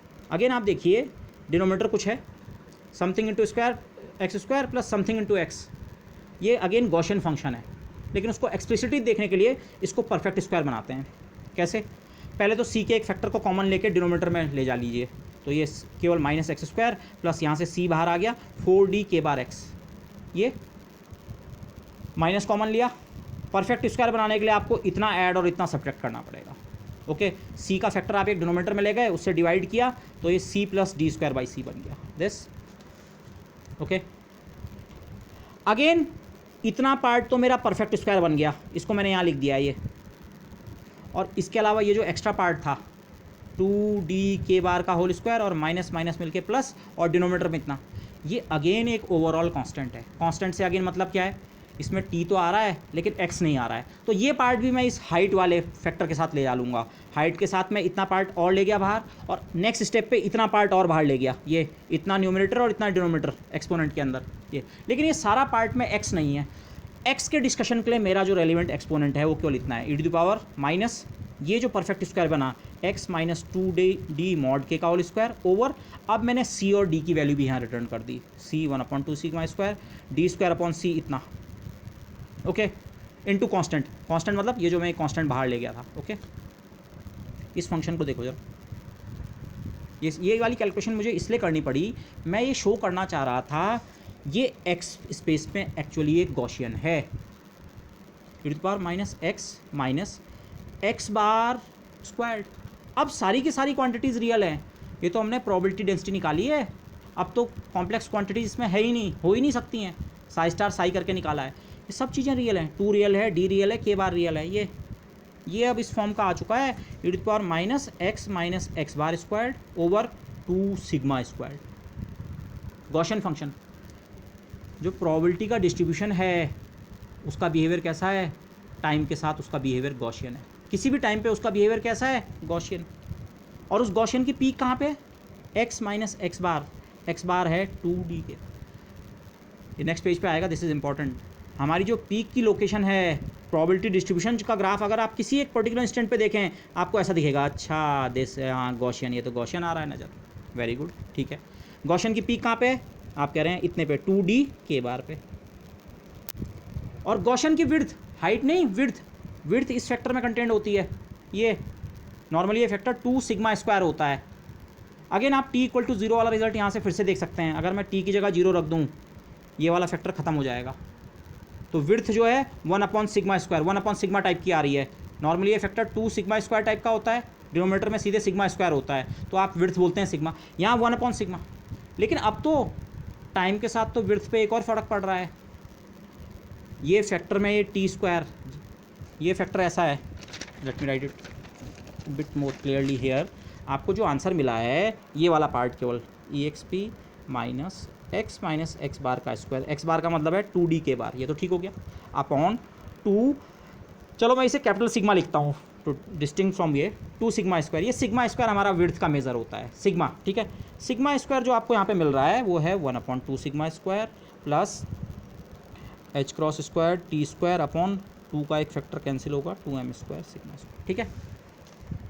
टी इक्वल टू 0 पे, अच्छा टी इक्वल टू 0 पे सिग्मा जो है 1/2 सिग्मा स्क्वायर टाइप का है, मतलब विड्थ लगभग 1 सिग्मा टाइप की है, इसका स्क्वायर रूट 1/2 वगैरह के फैक्टर पे मैं ध्यान नहीं रहा हूँ।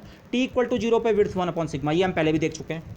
लेकिन अगर अब जैसे जैसे टाइम बढ़ेगा, और बढ़ने का मतलब पॉजिटिव नेगेटिव साइड दोनों, अगर हम टी इक्वल टू 0 से पहले के टाइम की भी बात करें तो टी स्क्वायर पॉजिटिव, ये सारी क्वांटिटीज़ पॉजिटिव हैं। आप सिग्मा स्क्वायर को इस वैल्यू से और ज़्यादा बढ़ा रहे हो तो उसका स्क्वायर रूट भी क्या होगा, ज़्यादा। टी इक्वल टू 0 पे केवल ये वाला टर्म कंट्रीब्यूट कर रहा है विड्थ में, लेकिन और किसी टाइम पे उसमें एक्स्ट्रा पार्ट और जुड़ रहा है, पॉजिटिव पार्ट और जुड़ रहा है, तो विड्थ बेसिकली क्या हो रही है, इंक्रीज। प्रोबेबिलिटी डिस्ट्रीब्यूशन जो है टी इक्वल टू 0 पे अगर ऐसा है तो बाद के किसी टाइम पे इसकी विड्थ बढ़ रही है। विड्थ बढ़ने का मतलब क्या है, अब की बार हम एक्स स्पेस में देख रहे हैं चीज़, अनसर्टेनिटी जो है वेव पैकेट की वो टाइम के साथ बढ़ रही है। ये पर्टिकुलर चॉइस ऑफ ए के जो मैंने लिए था, इसने मुझे गॉसियन वेव पैकेट दिया, लेकिन केवल इसने मुझे गॉसियन वेव पैकेट नहीं दिया, इसने मुझे एक ऐसा गॉसियन वेव पैकेट दिया जो टी इक्वल टू 0 पे जिसमें सबसे कम अनसर्टेनिटी थी। और जैसे जैसे टाइम बढ़ रहा है ये अनसर्टेनिटी भी बढ़ती जा रही है। अनसर्टेनिटी भी टाइम के साथ कांस्टेंट नहीं है, टाइम के साथ आपकी पोजीशन अनसर्टेनिटी बढ़ती जा रही है। उसका रीज़न मैं आपको अगेन क्वालिटेटिव दे सकता हूँ। ये वेव पैकेट बना कैसे, हमने बहुत सारे अलग अलग के वाली वेव्स को सुपरपोज किया अलग अलग एम्पलीट्यूड लेके, लेकिन ये जो है मीडियम में अलग अलग वेलोसिटी से मूव कर रही हैं, सबकी जो फेज़ वेलोसिटी है अलग अलग है। तो बाद में जो इनका वेव पैकेट बना उसकी है तो वो गॉसियन ही बेल शेप्ड ही है, पर वो बेल शेप्ड कर्व अब क्या चुका है, वाइड। वो आप यहाँ से इस फैक्टर से देखेंगे, ये टी के साथ ये जो डिनोमिनेटर का फैक्टर है ये इंक्रीज़ कर रहा है, विड्थ टाइम के साथ इंक्रीज़ कर रही है। और ये विड्थ इंक्रीज़ कर रही है टाइम के साथ, यहीं से अब आप ये भी समझ सकते हैं पीक की हाइट टाइम के साथ कम क्यों हो रही है। प्रोबेबिलिटी डिस्ट्रीब्यूशन का इंटीग्रल आपको पता है 1 होना चाहिए हमेशा। पहले ये कर्व ऐसे था, विड्थ इतनी थी, कम थी विड्थ, हाइट ज़्यादा थी। अब अगर विड्थ वाइड हो गई, ये कर्व ऐसा हो गया है, तो हाइट को कम तो होना पड़ेगा। एरिया अंडर द कर्व को अगर सेम रहना है तो अगर आपने इस कर्व को फ्लैटन कर दिया, आप सोचो ज़बरदस्ती आपने हाथ से पिचका के इसे चपटा किया है, तो हाइट अगर आप इसे चपटा कर रहे हैं और आपको इसके अंदर जो एरिया रखना है उतना ही रखना है, तो कर्व की हाइट तो आपको कम करनी पड़ेगी। उतनी हाइट तक ले जाएंगे तब तो नॉर्मलाइजेशन ख़राब हो जाएगा। नॉर्मलाइजेशन इंटीग्रल इस समय भी 1 था, इस समय भी 1 होना ज़रूरी है। तो टाइम के साथ हाइट तो डिक्रीज़ कर रही है, हाइट डिक्रीज़ कर रही है, लेकिन हाइट को आप केवल यहाँ से नहीं समझेंगे। हाइट वाला एम्पलीट्यूड वाला जो फैक्टर है इस समय, उसमें यहाँ से जो 2 कांस्टेंट्स अलग निकले थे वो भी आएंगे, बट फिर भी असर वही होगा। हाइट टाइम के साथ डिक्रीज़ कर रही है, विड्थ टाइम के साथ इंक्रीज़ कर रही है। लेकिन कहानी केवल इतनी नहीं है, कहानी का सबसे इंपॉर्टेंट पार्ट ये है पीक की जो लोकेशन है वो कहाँ पे है, 2D के बार, 2D के बार। ये the peak lies at x equal to 2D k bar. d कितना है, h cross t by 2m into k bar, 2 cancel, h cross k by m। h cross constant है, k बार जो हमने original distribution function लिया था उसकी peak कहाँ पे थी, यहाँ पे थी। जो हमने ए के लिया था वो भी गॉसियन था। ए के लेने का मतलब क्या था, अब के बार में अगर फिगर को यहाँ पे बना सकूँ, ये के बार पे उसकी पीक थी। के बार पे मतलब के बार वाली जो वेव थी उसकी हिस्सेदारी सबसे ज़्यादा थी। के बार से थोड़ा ऊपर वाले के और थोड़ा नीचे वाली के वाली जो वेव्स थी उनकी हिस्सेदारी कम थी, और दूर वालों की हिस्सेदारी और भी कम थी। सबसे ज़्यादा कंट्रीब्यूशन किसका था, के बार वाले का। ये के बार भी एक फिक्स्ड वैल्यू थी, एच क्रॉस कॉन्स्टेंट है, के बार कॉन्स्टेंट है, एम कॉन्स्टेंट है। लेकिन जैसे जैसे टाइम बढ़ेगा, टी इक्वल टू 1 सेकेंड पे this constant into 1, t equal to 2 पे this constant into 2, t equal to 10 पे दिस कांस्टेंट इंटू 10। जो पीक की लोकेशन है वो टाइम के साथ शिफ्ट हो रही है। माना एक पॉजिटिव कांस्टेंट है, के बार हमारा पॉजिटिव है, तो ये जो पीक है लीनियरली टाइम के साथ आगे बढ़ रही है। आप उसकी वेलोसिटी भी निकाल सकते हैं। पीक की लोकेशन ये है, अगर आप इसे टी से डिवाइड करें, आप उसे एक्चुअली कोई पार्टिकल सोचें, पीक की लोकेशन पे एक पार्टिकल है, एक्चुअली पीक की लोकेशन पे पार्टिकल नहीं है, ठीक है, लेकिन सोचें तो पीक धीरे धीरे टाइम के साथ आगे बढ़ रहा है। पीक की लोकेशन का फॉर्मूला ये है, तो अगर आप इसे टी से डिवाइड कर दें तो पीक कितनी तेज़ी से आगे बढ़ रहा है, h cross k by m. Position equal to velocity into time, तो वेलोसिटी कितनी है एच क्रॉस। ये किस चीज़ की वेलोसिटी है, ये हमारे वेव पैकेट की, वेव पैकेट गॉसियन ही है, बाद में भी गॉसियन ही रहा। वेव पैकेट टाइम के साथ वाइड हो रहा है, हाइट कम हो रही है, पर वेव पैकेट आगे भी बढ़ रहा है। वाइड होते होते और हाइट डिक्रीज होते होते वो वहीं पे कन्फाइंड नहीं है, वेव पैकेट आपका आगे भी बढ़ रहा है। किस स्पीड से आगे बढ़ रहा है, h cross k by m. H cross k by M को मैंने वी एवरेज लिखा है। इस वी एवरेज को आप दो तरीके से सोच सकते हैं। ये उस वेव पैकेट की ग्रुप वेलोसिटी है, हमने फेज वेलोसिटी और ग्रुप वेलोसिटी की बात की थी। ये इंडिविजुअल वेव्स की वेलोसिटी नहीं है, लेकिन वो इंडिविजुअल वेलोसिटी कंबाइन होकर जो वेव पैकेट बना रहे हैं, ये उसकी स्पीड है। या आप इसे ये भी सोच सकते हैं, ये वेव पैकेट हमने बनाया कैसे, इस तरह से अलग अलग मोमेंटम की वेव्स थी। के बार पे पीक थी, के बार से कम मोमेंटम वाली वेव्स भी थी, के बार से ज़्यादा मोमेंटम वाली वेव्स भी थी। गॉसियन कर्व का मैंने आपको बताया, उसका मीन कहाँ पे आता है, एवरेज कहाँ पे आता है, यहीं पे। ये के बार एक्चुअली जिन के वेव्स को आपने सुपरपोज किया है उनका एवरेज मोमेंटम भी है। के बार पीक की वैल्यू भी है, लेकिन जो आपने सारी वेव सुपरपोज की हैं उनका एवरेज मोमेंटम कितना है, के बार। अलग अलग वेव्स हैं, सबकी अपनी अपनी अपनी फेज वेलोसिटी अलग है, लेकिन उनकी एवरेज मोमेंटम कितना है, के बार से गवर्न होता है। और h cross k bar by m, h cross k क्या होता है, मोमेंटम, लेकिन k bar average momentum upon mass average velocity. तो ऐसे सोचें चाहे ऐसे सोचें, एक ही बात है। और इनफैक्ट अगर आप इसे सोचें भी तो हो क्या रहा होगा, अगर आपका फ्री पार्टिकल भी है, वो फ्री पार्टिकल एट रेस्ट थोड़ी है। अगर आप क्लासिकल पिक्चर में सोच रहे हैं तो क्लासिकल पिक्चर में आप ये सोच रहे हैं, पार्टिकल टाइम के साथ मूव करके यहाँ आ गया। क्वांटम मैकेनिकल उसमें अगर हमारा वेव फंक्शन गॉसियन भी है, गॉसियन होना ज़रूरी नहीं था। मैं ये ना सोचें कि फ्री पार्टिकल का वेव फंक्शन गॉसियन ही होता है। एक particular choice of distribution function लेके वो गॉसियन बना, लेकिन गॉसियन में कुछ प्रॉपर्टीज़ को हम बड़े अच्छे से स्टडी कर पाए, इसलिए हमने गॉसियन बनाया उसे ज़बरदस्ती। ये है पार्टिकल, ये मूव कर रहा है t इक्वल टू 0 पे, अनसर्टेनिटी बहुत कम है। आपने वेव फंक्शन को इस तरह से बनाया, वेव पैकेट इस तरह से कंस्ट्रक्ट किया, वो बहुत टाइट है। टाइट होने का मतलब आपको उसकी पोजीशन की अनसर्टेनिटी आपने बहुत कम कर रखी है, लेकिन इस समय तब मोमेंटम की अनसर्टेनिटी ज़्यादा होगी। ओके, और टाइम के साथ ये पीक आगे मूव कर रही है, किस वेलोसिटी से, इस वेलोसिटी से ये पीक आगे मूव कर गई, लेकिन ये पीक अब इतनी वाइड नहीं रही, आगे वाले पॉइंट पे जाके ज़्यादा वाइड हो गई। पीक आई तो इस पॉइंट पे, इतनी डिस्टेंस आगे, कितनी डिस्टेंस आगे, 2d के बार डिस्टेंस आगे, इतनी डिस्टेंस आगे चले गई पीक, लेकिन पीक अब क्या हो चुकी है, वाइडर, एंड हाइट उसकी कम हो चुकी है। तो जो आपकी अनसर्टेनिटी है वो टाइम के साथ बढ़ रहा है, और इसी फिनोमेना को तो आप डिस्पर्शन कहते हैं।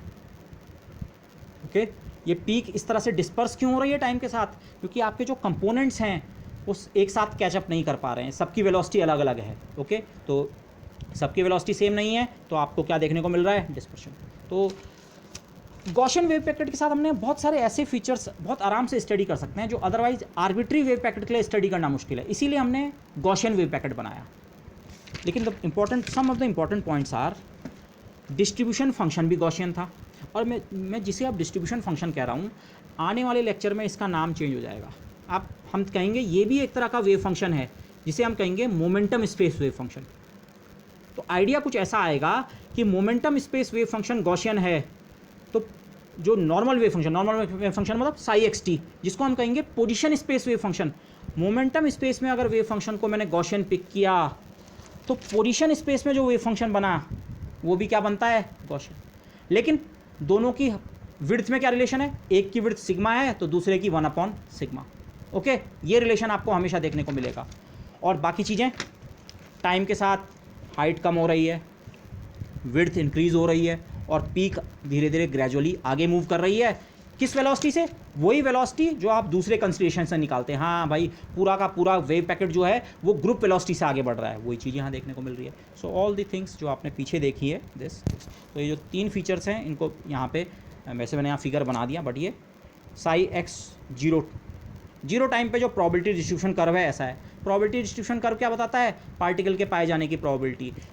ओरिजिनल पार्टिकल ये है, अगर आप क्लासिकल मैकेनिक्स सेंस में सोचें, क्वांटम मैकेनिक्स उसके प्रोबेबिलिटी बता रहा है, हाँ उसके पाए जाने की प्रोबेबिलिटी यहाँ पे मैक्सिमम है, बाकी कुछ अनसर्टेनिटी भी है। टाइम के साथ पार्टिकल आगे मूव कर रहा है तो उसके करस्पॉन्डिंग का वेव पैकेट भी आगे बढ़ रहा है, पर वेव पैकेट की जो विड्थ है वो भी धीरे धीरे बढ़ रही है, हाइट डिक्रीज हो रही है बस। So the curve flattens, that is the width increases, the height decreases as well as the peak moves forward. और कर्व के फ्लैटन होने का मतलब यह है, कर्व ज़्यादा वाइड हो रहा है, इसका मतलब the uncertainty is increasing with time. तो ये जो हमने स्टडी किया इसे हम कहते हैं evolution of a Gaussian wave packet with time. एक गॉसियन वेव पैकेट हमने लिया और फ्री पार्टिकल के लिए हमने कंस्ट्रक्ट किया था, तो वो गॉसियन वेव पैकेट जो है टाइम के साथ किस तरह से इवॉल्व होता है। Okay, so we have studied the evolution of a Gaussian wave packet with time.